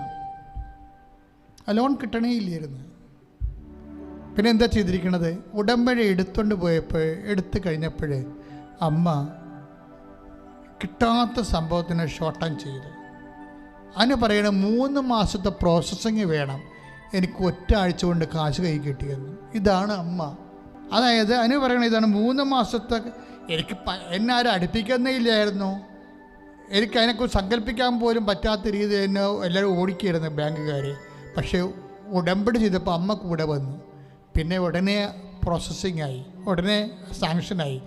സാങ്ഷനായിട്ട് എൻ്റെ പ്രോസസ്സിങ് 3 മാസം എടുക്കും. പക്ഷേ ഒറ്റ ആഴ്ച കൊണ്ട് കാശ് എനിക്ക് കിട്ടിയെന്ന്. ഇത് സ്പീഡാണ് സംഭവം. പക്ഷേ അനുവിൻ്റെയൊക്കെ ഒരു നിലപാടുണ്ട്. ഞാൻ രാവിലെ എഴുന്നേറ്റ് 33 പ്രത്യക്ഷീകരണ പ്രാർത്ഥന ചൊല്ലി. ചുമ്മാ ഇല്ല, അല്ല രാവിലെ 6:30 പ്രത്യക്ഷീകരണ പ്രാർത്ഥന ഉണ്ട്. അതിന് 9 മണിക്ക് എഴുന്നേറ്റിട്ട് പ്രത്യക്ഷ പ്രാർത്ഥന ഇപ്പം നാളെ ചെല്ലാന്ന് പറയും. അപ്പം നിങ്ങളുടെ കാര്യം നാളെ പോകും. വിശ്വാസം വിശ്വാസം എന്തിനു വേണ്ടിയുള്ളതാണ്? ദൈവത്തില് അത് പ്രഖ്യാപിക്കാൻ വേണ്ടിയുള്ളതാണ്. കർത്താവേ, വിശ്വാസം പ്രഖ്യാപിക്കാനുള്ള കൃപ നൽകണ പ്രാർത്ഥിക്കുന്നു. കർത്താവ്, വിശ്വാസം പ്രഖ്യാപിക്കാനുള്ള കൃപ നൽകണ പ്രാർത്ഥിക്കുന്നു. ജീവിതത്തിൽ വ്യത്യസ്തമായ 7 തടസ്സങ്ങളിൽ കർത്താവേ, ദുഃഖങ്ങൾ, ദുരിതങ്ങൾ, മാരക രോഗങ്ങളിൽ, വിവാഹം ഒത്തുവരാത്ത അവസ്ഥകൾ, മക്കളില്ലാത്ത അവസ്ഥകൾ, ജോലി കിട്ടാത്ത അവസ്ഥകൾ, പരീക്ഷകൾ, കർത്താവ് പരാജയപ്പെടുന്ന അവസ്ഥകളിൽ, വിദേശത്ത് ജോലിയിൽ പോകാൻ പറ്റാത്ത അവസ്ഥകൾ, കർത്താവ് അങ്ങ് അതുപോലെ തന്നെ കർത്താവ് ഒരു വീട് കിട്ടാത്ത അവസ്ഥകൾ, സ്വദേശത്ത് വിദേശത്ത് വീട് കിട്ടാത്ത അവസ്ഥകൾ, കർത്താവ് ഇങ്ങനെയുള്ള എല്ലാ ജീവിത ദുരിതങ്ങൾ, തടസ്സങ്ങൾ യേശു ക്രിസ്തു ഉന്നതമായ നാമത്തിൽ മാതാവിന്റെ മധ്യസ്ഥത്തിൽ മാറിപ്പോകട്ടെ.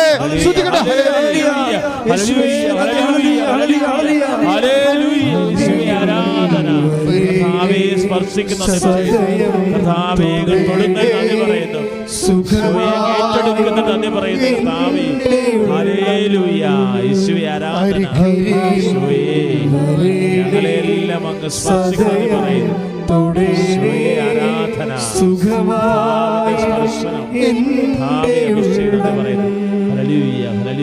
സമാപനാശീർവാദമാണ്. മൗനമായി പ്രാർത്ഥിക്കുക. വ്യക്തിപരമായ ആവശ്യങ്ങൾ സമർപ്പിച്ചുകൊണ്ട് മൗനമായി പ്രാർത്ഥിക്കുക.